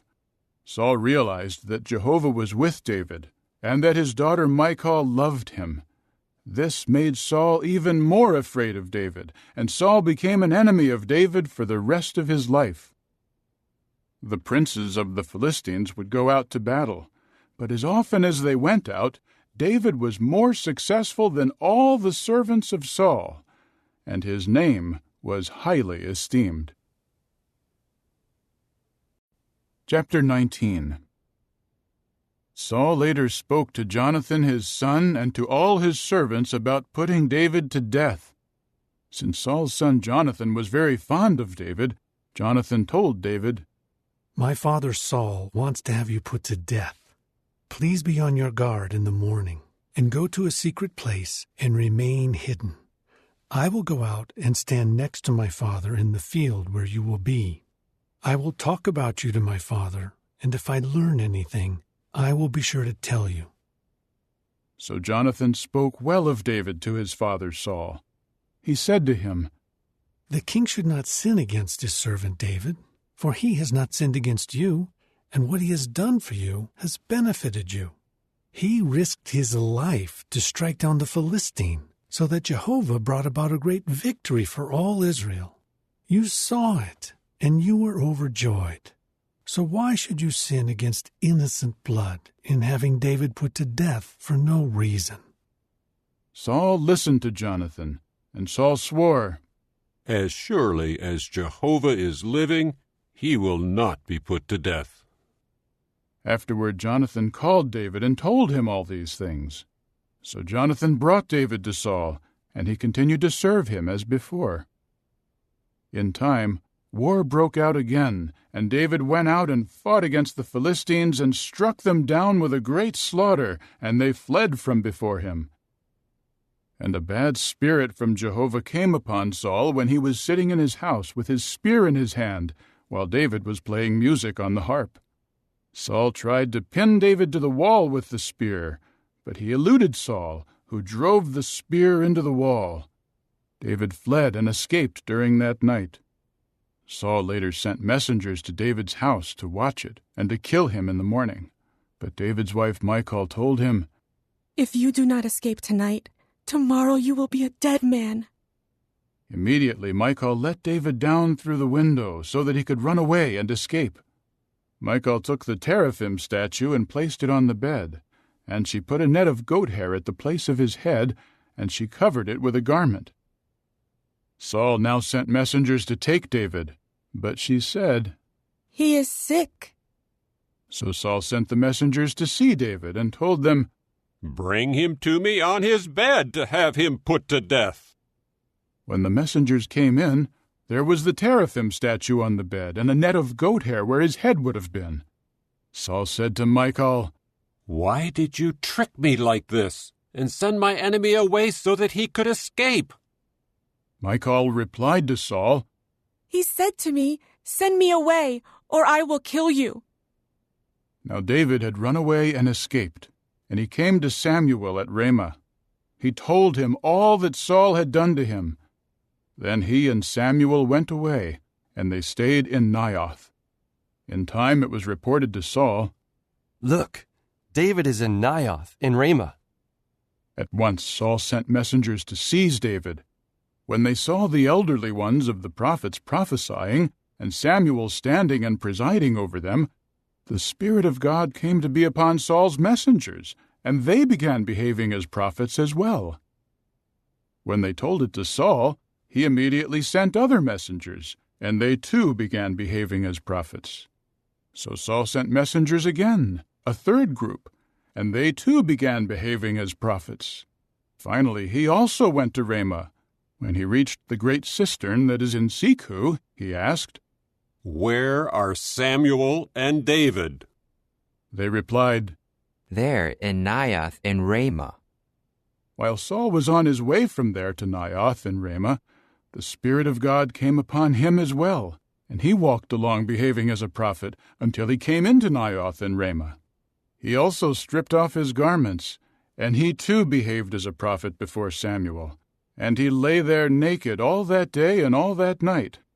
That is why they say, "Is Saul also among the prophets?" Chapter 20. Then David ran away from Naioth in Ramah. However, he came to Jonathan and said, "What have I done? What is my offense? And how have I sinned against your father for him to seek my life?" At this Jonathan said to him, "It is unthinkable. You will not die. Look, my father will not do anything, great or small, without disclosing it to me. Why should my father hide this matter from me? This will not happen." But David swore further and said, "Your father surely knows that I have found favor in your eyes, and would say, 'Do not let Jonathan know this, or he will be upset.' But as surely as Jehovah is living, and as surely as you are living, there is only a step between me and death." Then Jonathan said to David, "Whatever you say, I will do for you." David said to Jonathan, "Tomorrow is the new moon, and I am certainly expected to sit with the king to eat. You must send me away, and I will hide in the field until the evening on the third day. If your father misses me at all, then say, 'David begged me for permission to go quickly to his city Bethlehem, because there is a yearly sacrifice there for all the family.' If his response is, 'That is fine,' it means peace to your servant. But if he becomes angry, you can be sure that he is determined to harm me. Show loyal love to your servant, for you have brought your servant into Jehovah's covenant with you. But if I am guilty, put me to death yourself. Why turn me over to your father?" To this Jonathan said, "It is unthinkable to suggest that about you. If I learn that my father is determined to harm you, would I not tell you?" Then David said to Jonathan, "Who will tell me whether your father gives you a harsh answer?" Jonathan said to David, "Come, let us go out into the field." So both of them went out into the field. And Jonathan said to David, "Let Jehovah, the God of Israel, be a witness that I will sound out my father about this time tomorrow or by the third day. If he is favorably disposed toward David, will I not then send you word and disclose it to you? But if my father intends to harm you, may Jehovah do that and more to Jonathan if I do not disclose it to you and send you away in peace. May Jehovah be with you, just as he was with my father. And will you not show me the loyal love of Jehovah while I am alive and even when I die? Never withdraw your loyal love from my household, even when Jehovah wipes out all the enemies of David from the face of the earth." So Jonathan made a covenant with the house of David, saying, "Jehovah will require it and call David's enemies to account." So Jonathan had David swear again by his love for him, for he loved him as he loved himself. Jonathan then said to him, "Tomorrow is the new moon, and you will be missed, for your seat will be vacant. By the third day you will be missed even more, and you must go to the place where you hid the other day, and stay near the stone here. I will then shoot 3 arrows to one side of it, as though I were shooting at a target. When I send the attendant, I will say, 'Go, find the arrows.' If I say to the attendant, 'Look, the arrows are on this side of you, get them,' then you may come back, for as surely as Jehovah is living, it means everything is peaceful for you, and there is no danger. But if I should say to the boy, 'Look, the arrows are beyond you,' then go, for Jehovah has sent you away.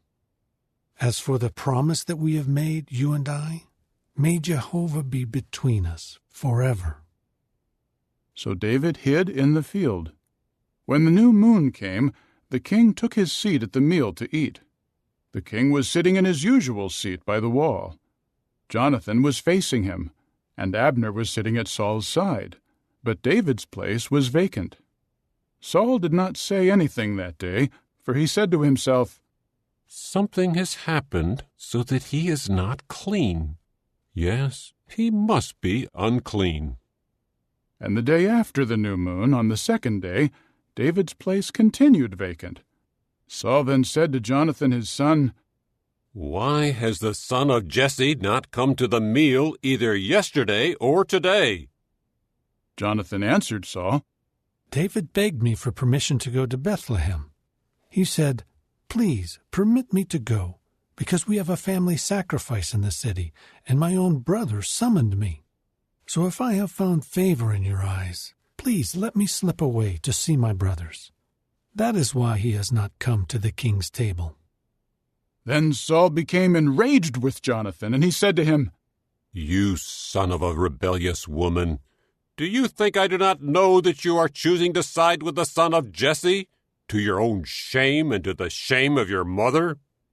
As long as the son of Jesse is alive on the earth, you and your kingship will not be firmly established. So now send someone to bring him to me, for he must die." However, Jonathan said to Saul, his father, "Why should he be put to death? What has he done?" At that Saul hurled the spear at him to strike him. So Jonathan knew that his father was determined to put David to death.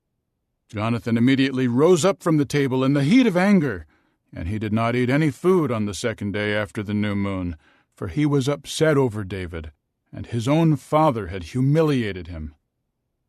In the morning Jonathan went out to the field for the appointment with David, and a young attendant was with him. And he said to his attendant, "Please run and find the arrows that I shoot." The attendant ran, and Jonathan shot the arrow beyond him. When the attendant reached the place where Jonathan had shot the arrow, Jonathan called out to the attendant, "Is not the arrow beyond you?" Jonathan called out to the attendant, "Hurry! Go quickly! Do not delay!" And Jonathan's attendant picked up the arrows and came back to his master. The attendant did not understand anything about the matter. Only Jonathan and David knew what was meant. Then Jonathan gave his weapons to his attendant and told him, "Go, take them to the city." When the attendant left, David rose up from a place nearby that was to the south. Then he fell with his face to the ground and bowed 3 times, and they kissed each other and wept for each other. But David wept the most. Jonathan said to David, "Go in peace, since we have both sworn in the name of Jehovah, saying, 'May Jehovah be between you and me, and between your offspring and my offspring forever.'" Then David rose up and left, and Jonathan went back to the city. Chapter 21. David later came to Nob, to Ahimelech the priest. Ahimelech began to tremble when he met David, and he said to him, "Why are you by yourself, and no one is with you?" David replied to Ahimelech the priest, "The king instructed me to do something, but he said, 'Do not let anyone know anything about the mission on which I am sending you, and about the instructions I have given you.'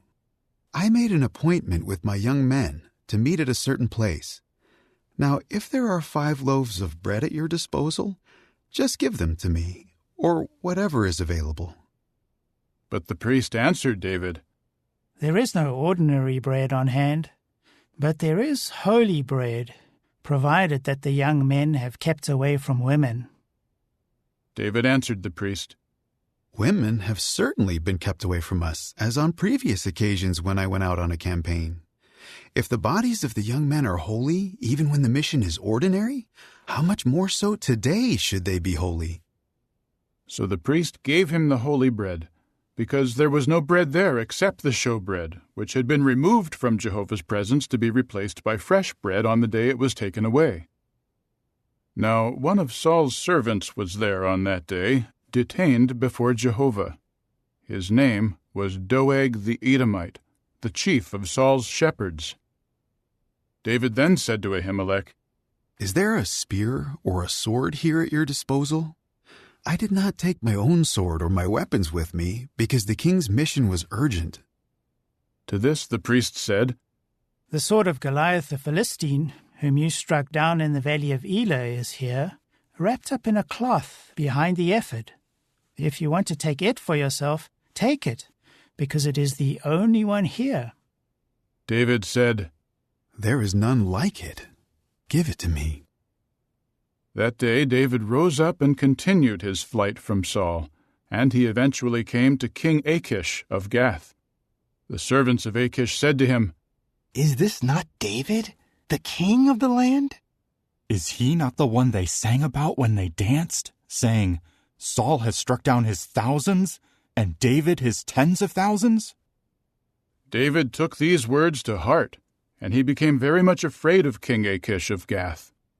So he disguised his sanity in their presence, and acted insane while among them. He was making marks on the doors of the gate, and letting his saliva run down his beard. Finally Achish said to his servants, "You see that this man is crazy. Why bring him to me? Do I have a shortage of crazy men that I need to have this one acting crazy before me?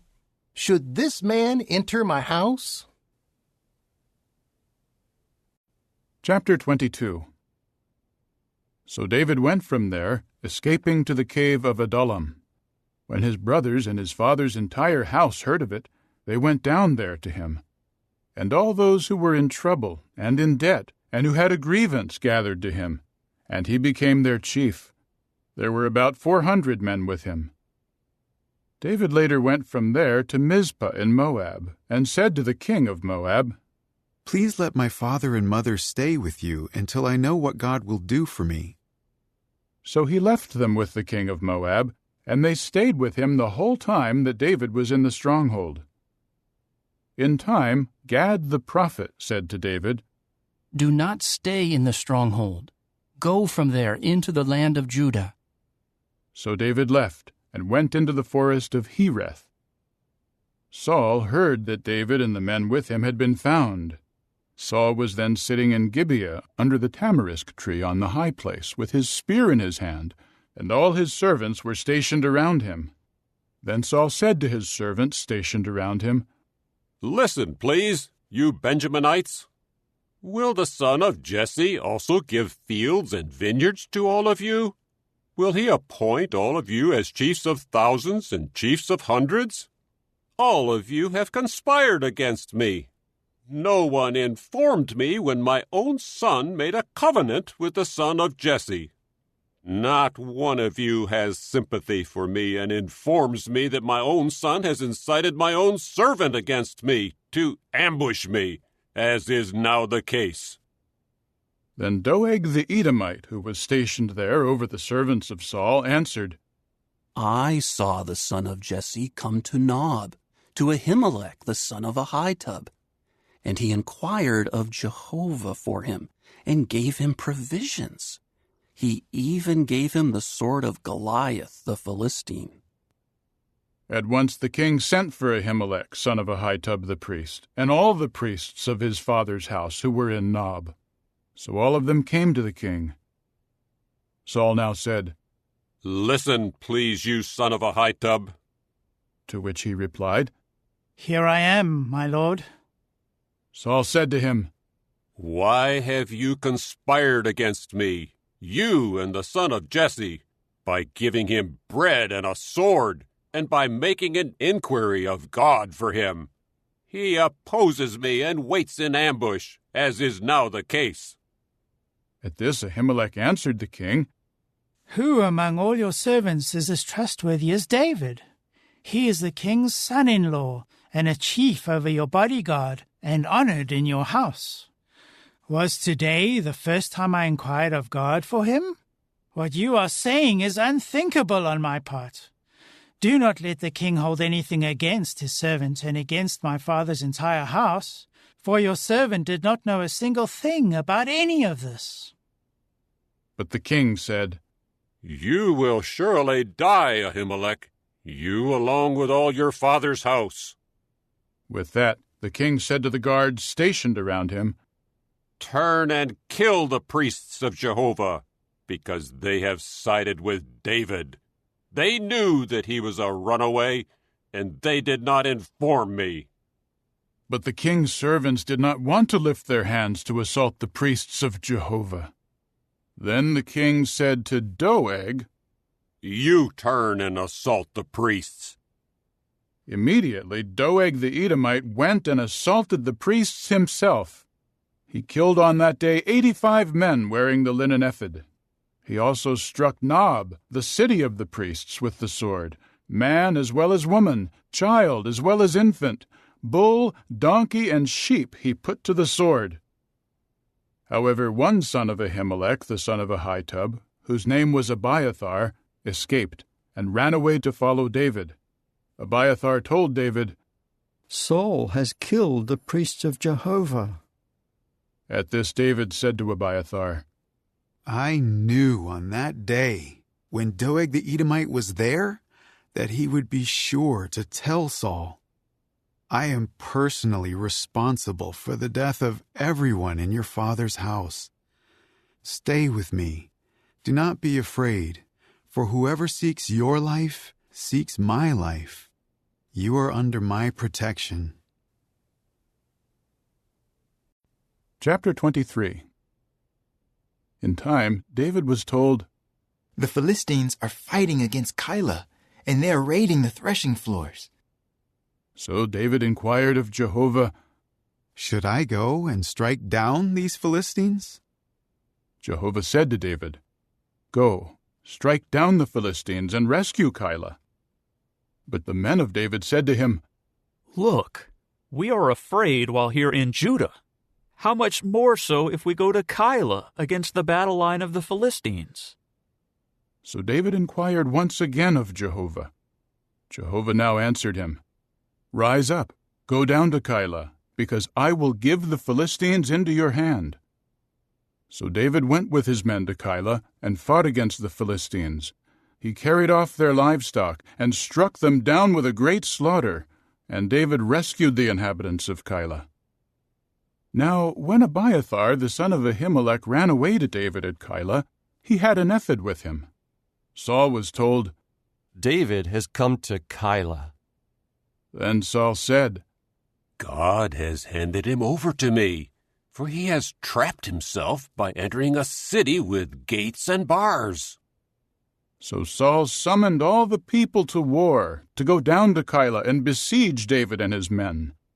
When David learned that Saul was plotting against him, he said to Abiathar the priest, "Bring the ephod here." Then David said, "O Jehovah, the God of Israel, your servant has indeed heard that Saul intends to come to Keilah to destroy the city because of me. Will the leaders of Keilah surrender me into his hand? Will Saul come down, as your servant has heard? O Jehovah, the God of Israel, please tell your servant." To this Jehovah said, "He will come down." David asked, "Will the leaders of Keilah surrender me and my men into Saul's hand?" Jehovah replied, "They will surrender you." At once David rose up with his men, about 600 in number, and they left Keilah and moved about wherever they could. When Saul was told that David had escaped from Keilah, he did not go out after him. David stayed in the wilderness, in places difficult to approach, in the mountainous region of the wilderness of Ziph. Saul searched for him constantly, but Jehovah did not give him into his hand. David was aware that Saul had gone out to seek his life while David was in the wilderness of Ziph at Horesh. Jonathan the son of Saul now went out to David at Horesh, and he helped him find strength in Jehovah. He said to him, "Do not be afraid, for my father Saul will not find you. You will be king over Israel, and I will become second to you, and my father Saul also knows that." Then the two of them made a covenant before Jehovah, and David stayed in Horesh, and Jonathan went to his home.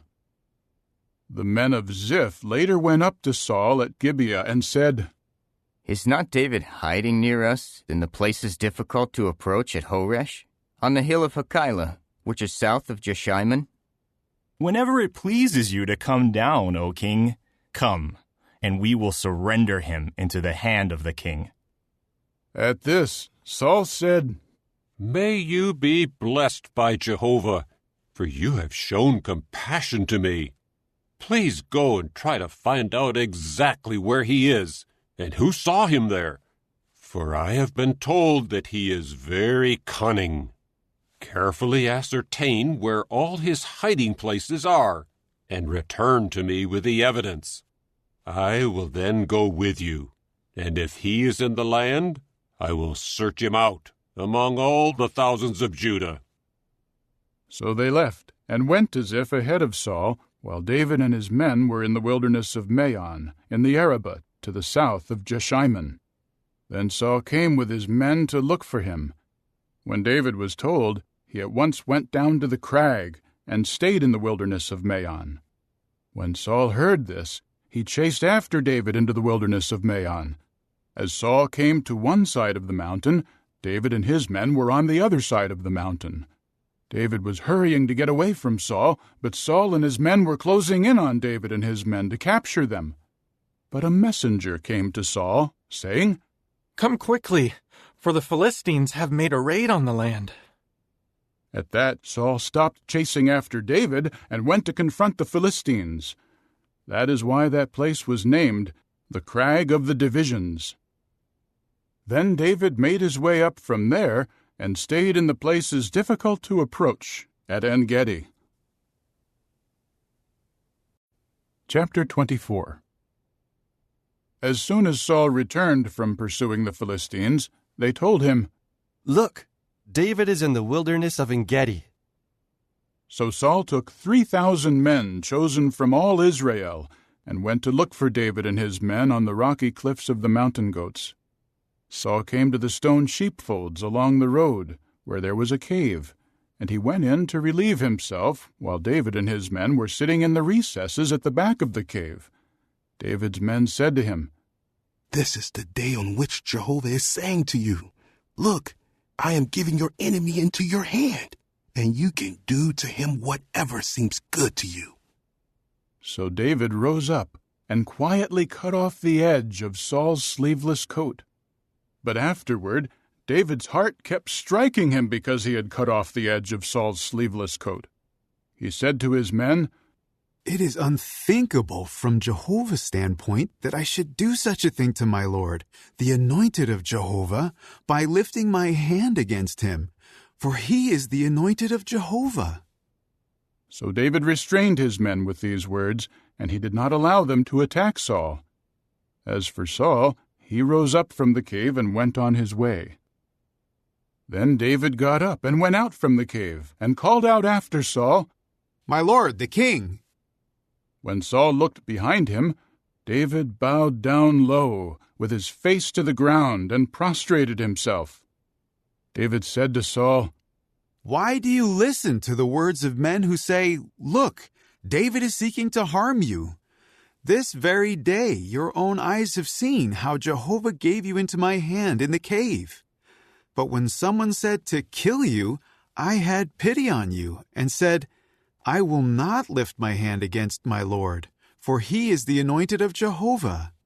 And look, my father, yes, see the edge of your sleeveless coat in my hand.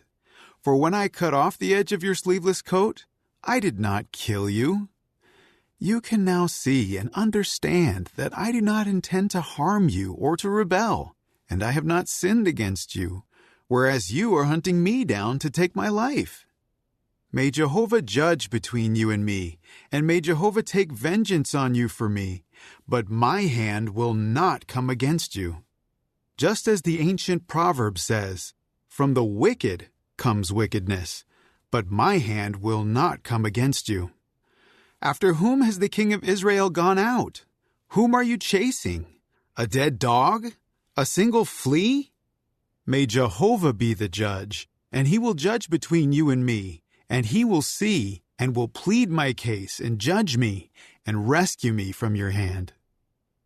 At the moment that David finished speaking these words to him, Saul said, "Is this your voice, my son David?" And Saul began to weep loudly.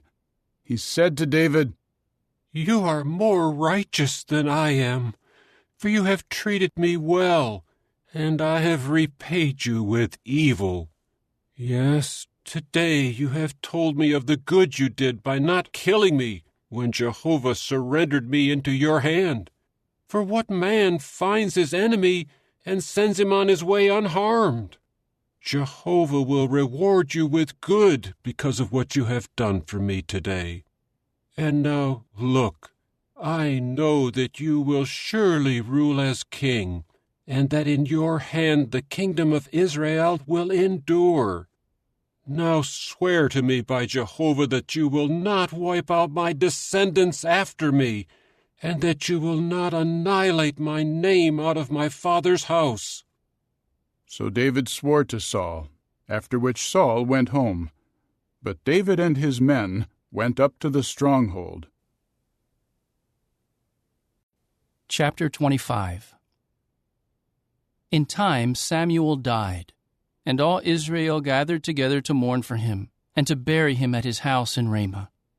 Then David rose and went down to the wilderness of Paran. Now there was a man in Maon whose work was in Carmel. The man was very wealthy.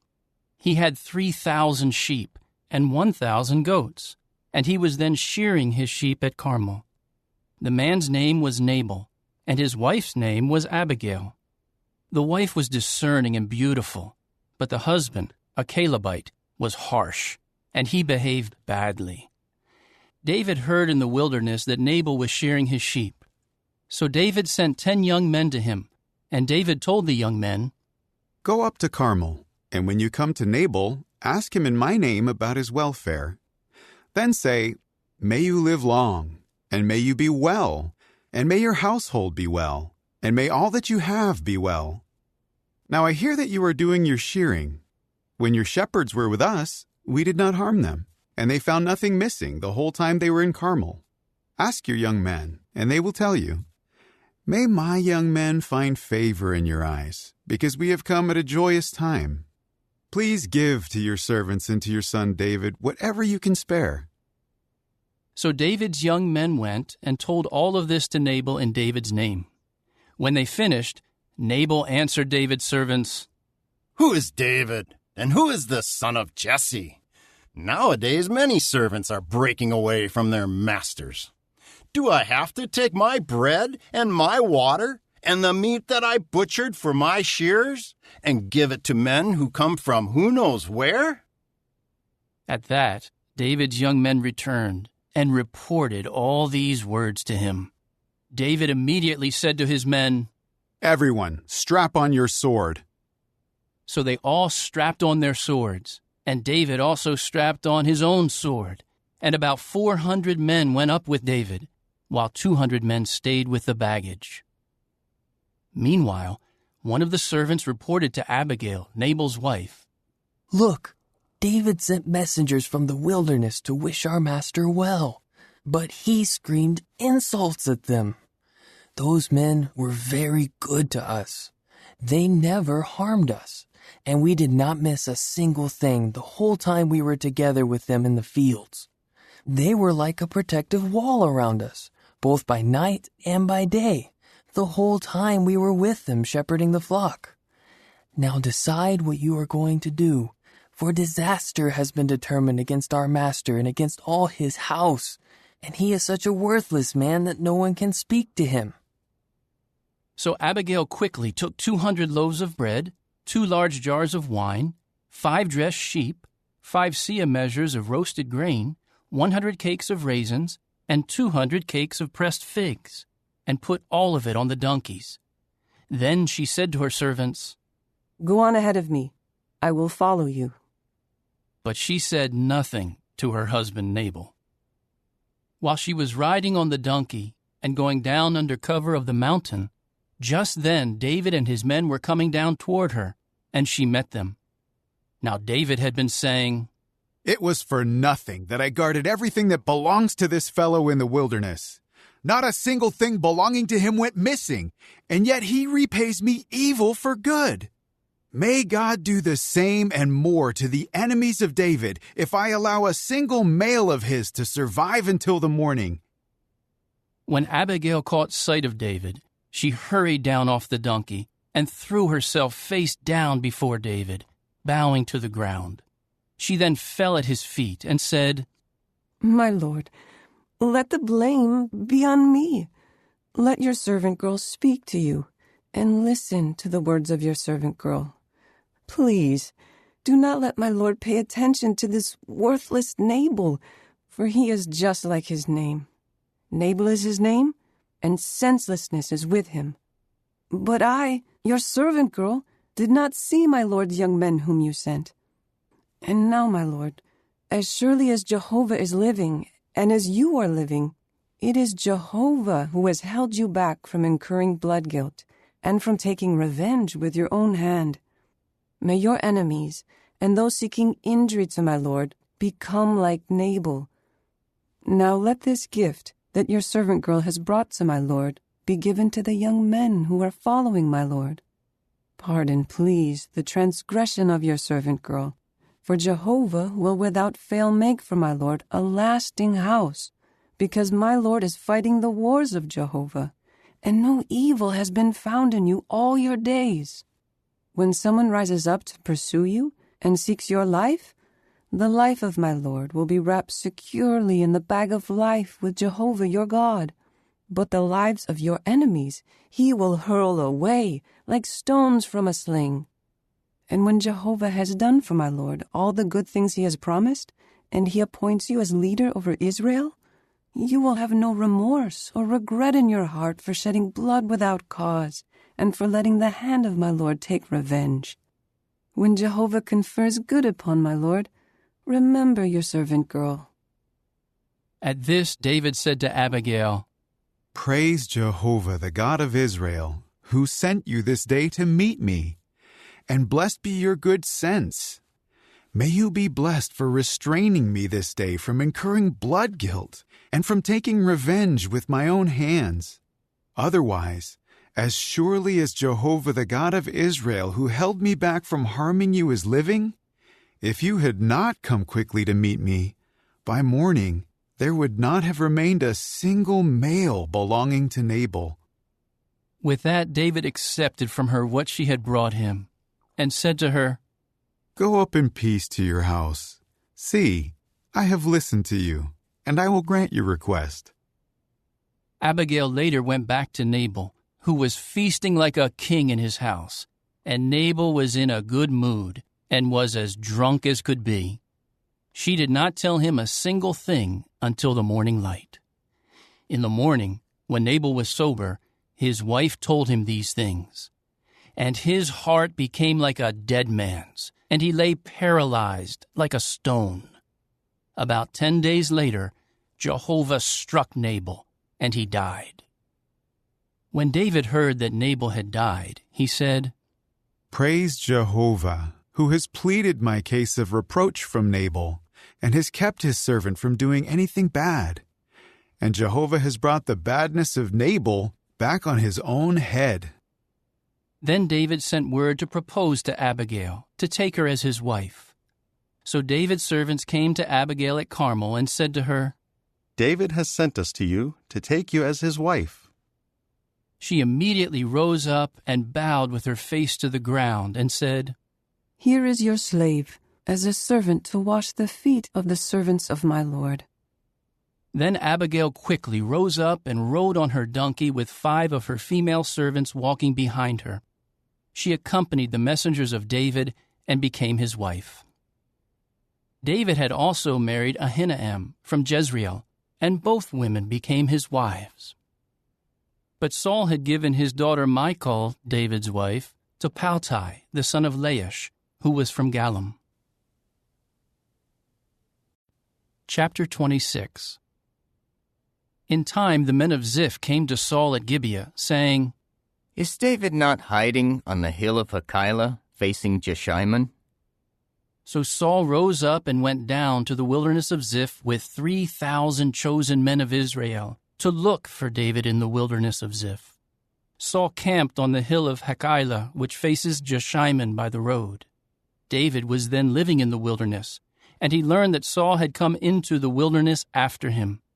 So David sent spies to verify that Saul had indeed come. David later went to the place where Saul had encamped, and David saw the place where Saul and Abner the son of Ner, the chief of his army, were lying asleep. Saul lay asleep in the camp enclosure, with the troops camping all around him. Then David said to Ahimelech the Hittite and Abishai the son of Zeruiah, the brother of Joab, "Who will go down with me into the camp to Saul?" Abishai replied, "I will go down with you." So David and Abishai made their way to the troops by night, and they found Saul lying asleep in the camp enclosure, with his spear stuck into the ground next to his head. Abner and the troops were lying all around him.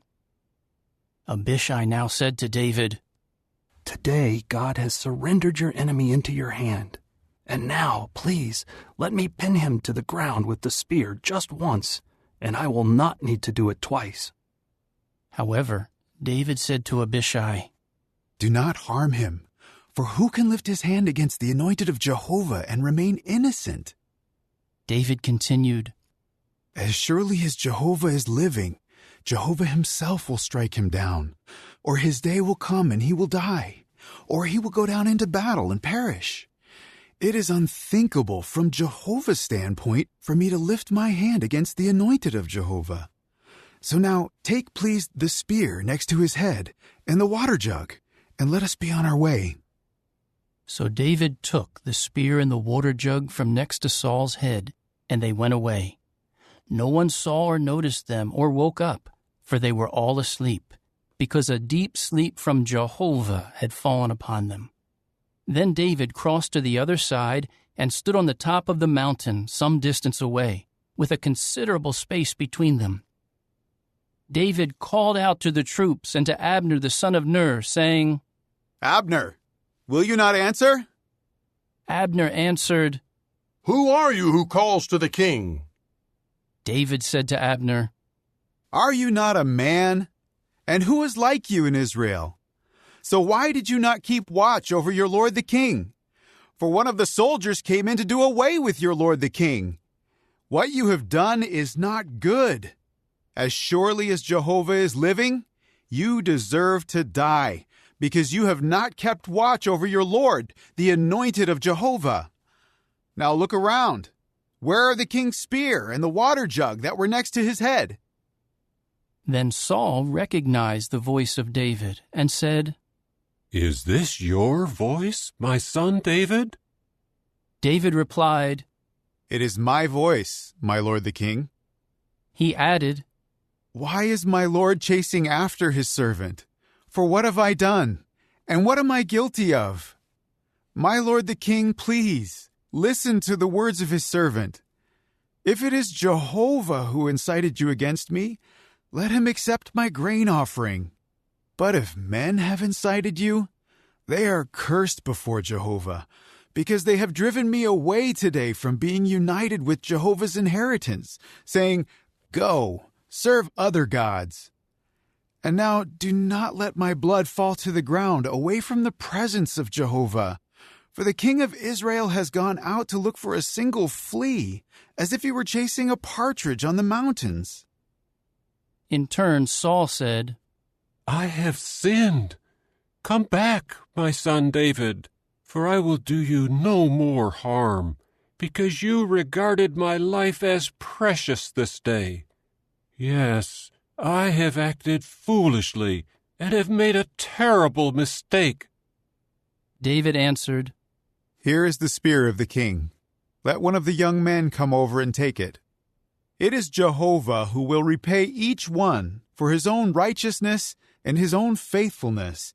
For today Jehovah gave you into my hand, but I was unwilling to lift my hand against the anointed of Jehovah.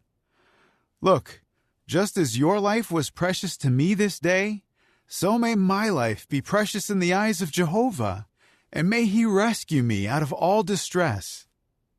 Saul replied to David, "May you be blessed, my son David. You will surely do great things, and you will surely prevail." Then David went on his way, and Saul returned to his place. Chapter 27. However, David said in his heart, "One day I will perish by Saul's hand. The best thing for me is to escape to the land of the Philistines. Then Saul will give up looking for me in all the territory of Israel, and I will escape from his hand." So David rose up with the 600 men who were with him, and went over to Achish the son of Maoch, the king of Gath. David stayed with Achish in Gath, he and his men, each man with his household. With David were his 2 wives, Ahinoam of Jezreel and Abigail the Carmelite, Nabal's widow. When report was made to Saul that David had run away to Gath, he stopped searching for him. Then David said to Achish, "If I have found favor in your eyes, let them give me a place in one of the cities of the countryside, so that I may live there. Why should your servant live in the royal city with you?" So Achish gave him Ziklag on that day. That is why Ziklag belongs to the kings of Judah down to this day. The length of time that David lived in the countryside of the Philistines was 1 year and 4 months. David would go up with his men to raid the Geshurites, the Girzites, and the Amalekites, for they were inhabiting the land that extended from Telam as far as Shur, and down to the land of Egypt. When David would attack the land, he preserved neither man nor woman alive, but he took the flocks, herds, donkeys, camels, and clothing, after which he would return to Achish. Then Achish would ask, "Where did you make a raid today?" David would reply, "Against the south of Judah," or "Against the south of the Jerahmeelites," or "Against the south of the Kenites." David did not spare alive any man or woman to be brought to Gath, saying, "That they may not tell them about us and say, 'This is what David did.'" And that was his practice the whole time he lived in the countryside of the Philistines. So Achish believed David, saying to himself, "He has certainly become a stench among his people Israel, so he will always be my servant." Chapter 28. In those days the Philistines assembled their armies for war against Israel. So Achish said to David, "You know, of course, that you and your men will go out into battle with me." At that David said to Achish, "You surely know what your servant will do." Achish said to David, "That is why I will appoint you as my permanent bodyguard." Now Samuel had died, and all Israel had mourned him and had buried him in Ramah, his own city. And Saul had removed the spirit mediums and the fortune tellers from the land. The Philistines assembled and went and set up camp in Shunem. So Saul assembled all Israel, and they set up camp in Gilboa. When Saul saw the camp of the Philistines, he was afraid, and his heart trembled greatly. Although Saul would inquire of Jehovah, Jehovah never answered him, either in dreams or by the Urim or through the prophets. Finally, Saul said to his servants, "Find me a woman who is a spirit medium, and I will go and consult her." His servants replied, "Look, there is a woman who is a spirit medium in Endor." So Saul disguised himself and put on other garments and went to the woman by night with 2 of his men. He said, "Use divination, please, by acting as a spirit medium, and bring up for me the one whom I designate to you." However, the woman said to him, "You must know what Saul did, how he removed the spirit mediums and the fortune tellers from the land.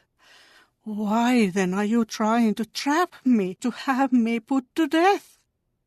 Saul then swore to her by Jehovah, saying, "As surely as Jehovah is alive, you will not incur any guilt in this matter." At this, the woman said, "Whom should I bring up for you?" He replied, "Bring up Samuel for me." When the woman saw Samuel, she cried out at the top of her voice and said to Saul, "Why did you trick me? You are Saul." The king said to her, "Do not be afraid. But what do you see?" The woman replied to Saul, "I see one like a god coming up out of the earth." At once he asked her, "What does he look like?" To which she said, "It is an old man coming up, and he is clothed in a sleeveless coat." At that, Saul realized that it was Samuel, and he bowed low with his face to the ground and prostrated himself. Then Samuel said to Saul, "Why have you disturbed me by having me brought up?" Saul replied, "I am in great trouble. The Philistines are fighting against me, and God has departed from me and no longer answers me, either through the prophets or in dreams. So that is why I am calling on you to let me know what I should do." And Samuel said, "Why do you inquire of me, now that Jehovah has departed from you and has become your adversary? Jehovah will do for himself what he foretold through me. Jehovah will rip the kingdom out of your hands and give it to one of your fellow men, David. Because you did not obey the voice of Jehovah, and you did not execute his burning anger against the Amalekites, that is why Jehovah is doing this to you this day. Jehovah will also give both Israel and you into the hand of the Philistines, and tomorrow you and your sons will be with me. Jehovah will also give the army of Israel into the hands of the Philistines." At once Saul fell full length on the ground and became very much afraid because of Samuel's words. And there was no strength left in him, because he had not eaten food all day and all night. When the woman came to Saul and saw that he had been greatly disturbed, she said to him, "Here your servant has obeyed what you said, and I risked my life and did what you told me to do. Now please, listen to what your servant has to say. Let me set before you a piece of bread, then eat, so that you will have some strength to go on your way." But he refused and said, "I am not going to eat." However, his servants and also the woman kept urging him. Finally, he listened to them and got up from the ground and sat on the bed. The woman had a fattened calf in the house, so she quickly slaughtered it and took flour and kneaded dough and baked it into unleavened bread. She served them to Saul and his servants, and they ate. After that, they rose up and left during the night. Chapter 29. The Philistines assembled all their armies at Aphek, while the Israelites were camping by the spring in Jezreel. And the lords of the Philistines were passing by with their hundreds and their thousands, and David and his men were marching at the rear with Achish. But the princes of the Philistines said, "Why are these Hebrews here?" Achish replied to the princes of the Philistines, "This is David, the servant of King Saul of Israel, who has been with me for a year or more. I have not found any fault in him from the day he deserted to me until today." But the princes of the Philistines became indignant at him, and they said to him, "Make the man go back. Let him return to the place where you assigned him. Do not let him go down with us into the battle, so that he will not turn against us during the battle. For what better way to put himself in favor with his Lord than with the heads of our men?" Is this not the David about whom they sang when they danced, saying, "Saul has struck down his thousands, and David his tens of thousands"? So Achish summoned David and said to him, "As surely as Jehovah is living, you are upright, and I am pleased to have you go on the campaign with my army. For I have not found any fault with you from the day you came to me until today. But the lords do not trust you. So return in peace, and do not do anything to displease the lords of the Philistines." However, David said to Achish, "Why, what have I done? What fault have you found in your servant from the day that I came to you until today? Why should I not come with you and fight against the enemies of my lord the king?" Achish answered David, "From my standpoint, you have been as good as an angel of God. But the princes of the Philistines have said, 'Do not let him go up with us into the battle.'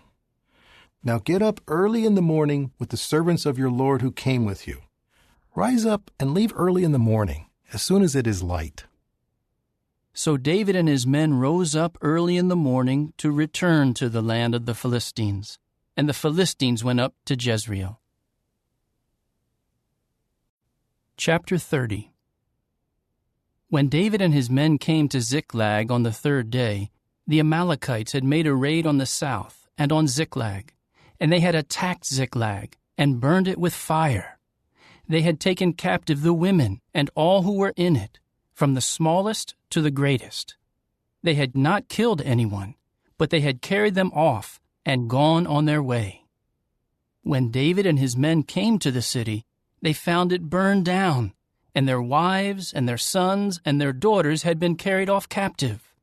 So David and the men with him began weeping loudly until they had no strength left to weep. David's 2 wives had also been carried off captive, Ahinoam of Jezreel, and Abigail the widow of Nabal the Carmelite.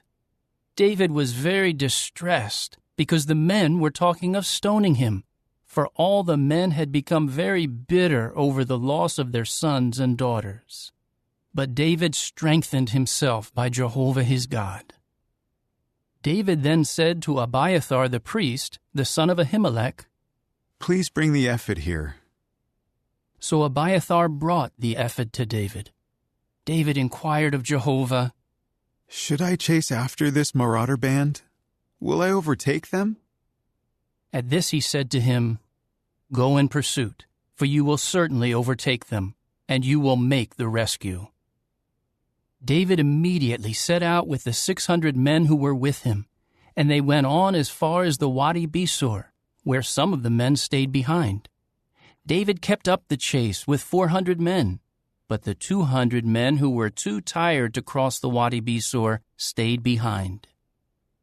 They found an Egyptian man in the field and took him to David. They gave him food to eat and water to drink, as well as a slice of a cake of pressed figs and 2 cakes of raisins. After he ate, he regained his strength, for he had not eaten any food or drunk any water for 3 days and 3 nights. David now asked him, "To whom do you belong, and where are you from?" To which he said, "I am an Egyptian attendant, a slave of an Amalekite man. But my master left me because I got sick 3 days ago. We made a raid on the south of the Kerethites, and on the territory of Judah, and on the south of Caleb, and Ziklag we burned with fire." At this David said to him, "Will you lead me down to this marauder band?" He replied, "If you swear to me by God that you will not put me to death, and that you will not hand me over to my master, I will lead you down to this marauder band." So he led him down to where they were spread out all over the land, eating and drinking and celebrating, because of all the great spoil that they had taken from the land of the Philistines and the land of Judah. Then David struck them down, from the morning darkness until the following evening. Not a man escaped, except 400 men who fled on camels. David recovered all that the Amalekites had taken, and David rescued his 2 wives. Nothing of theirs was missing, from the smallest to the greatest. They recovered their sons and daughters and the spoil. David recovered everything that they had taken. So David took all the flocks and the herds, which they drove before their own livestock. They said, "This is David's spoil." Then David came to the 200 men who had been too tired to go along with David, and who had stayed behind by the Wadi Besor, and they came out to meet David and the people with him. When David came near to the men, he asked them how they were. However, every bad and worthless man among those who had gone with David said, "Since they did not go with us, we will not give them any of the spoil that we recovered, except that each one may take his wife and his sons and go away." But David said, "You must not do this, my brothers, with what Jehovah has given us. He protected us and gave into our hand the marauder band that came against us. Who would agree with you on this? The share of the one who went down into the battle will be the same as the share of the one who sat by the baggage. All will have a share together." And from that day forward, he kept it set as a regulation and a rule for Israel down to this day. When David returned to Ziklag, he sent some of the spoil to the elders of Judah who were his friends, saying, "Here is a gift for you from the spoil of Jehovah's enemies." He sent it to those who were in Bethel, to those in Ramoth of the Negeb, to those in Jattir, to those in Aroer, to those in Siphmoth, to those in Eshtemoa, to those in Rachal, to those in the cities of the Jerahmeelites, to those in the cities of the Kenites, to those in Hormah, to those in Boreshan, to those in Athak, to those in Hebron, and to all the places that David and his men had frequented. Chapter 31. Now the Philistines were fighting against Israel. And the men of Israel fled from before the Philistines, and many fell slain on Mount Gilboa. The Philistines kept in close range of Saul and his sons, and the Philistines struck down Jonathan, Abinadab, and Malchishua, Saul's sons. The fighting grew fierce against Saul, and the archers found him, and he was severely wounded by the archers. Then Saul said to his armor-bearer, "Draw your sword and run me through with it, so that these uncircumcised men may not come and run me through and deal ruthlessly with me." But his armor-bearer was unwilling, because he was very much afraid. So Saul took the sword and fell on it. When his armor-bearer saw that Saul was dead, he too fell on his own sword and died with him. Thus Saul, his 3 sons, his armor-bearer, and all his men died together on that day. When the people of Israel who were in the region of the valley and in the region of the Jordan saw that the men of Israel had fled, and that Saul and his sons had died, they began to abandon the cities and flee. The Philistines then came and occupied them. The next day, when the Philistines came to strip the slain, they found Saul and his 3 sons fallen on Mount Gilboa. So they cut off his head and stripped off his armor, and sent word throughout the land of the Philistines to spread the news in the houses of their idols and among the people. Then they put his armor in the house of the Ashtoreth images, and fastened his corpse to the wall of Bethshan. When the inhabitants of Jabesh-Gilead heard what the Philistines had done to Saul, all the warriors rose and traveled all night, and took the bodies of Saul and his sons off the wall of Bethshan. They returned to Jabesh and burned them there. Then they took their bones and buried them under the tamarisk tree in Jabesh, and they fasted for 7 days.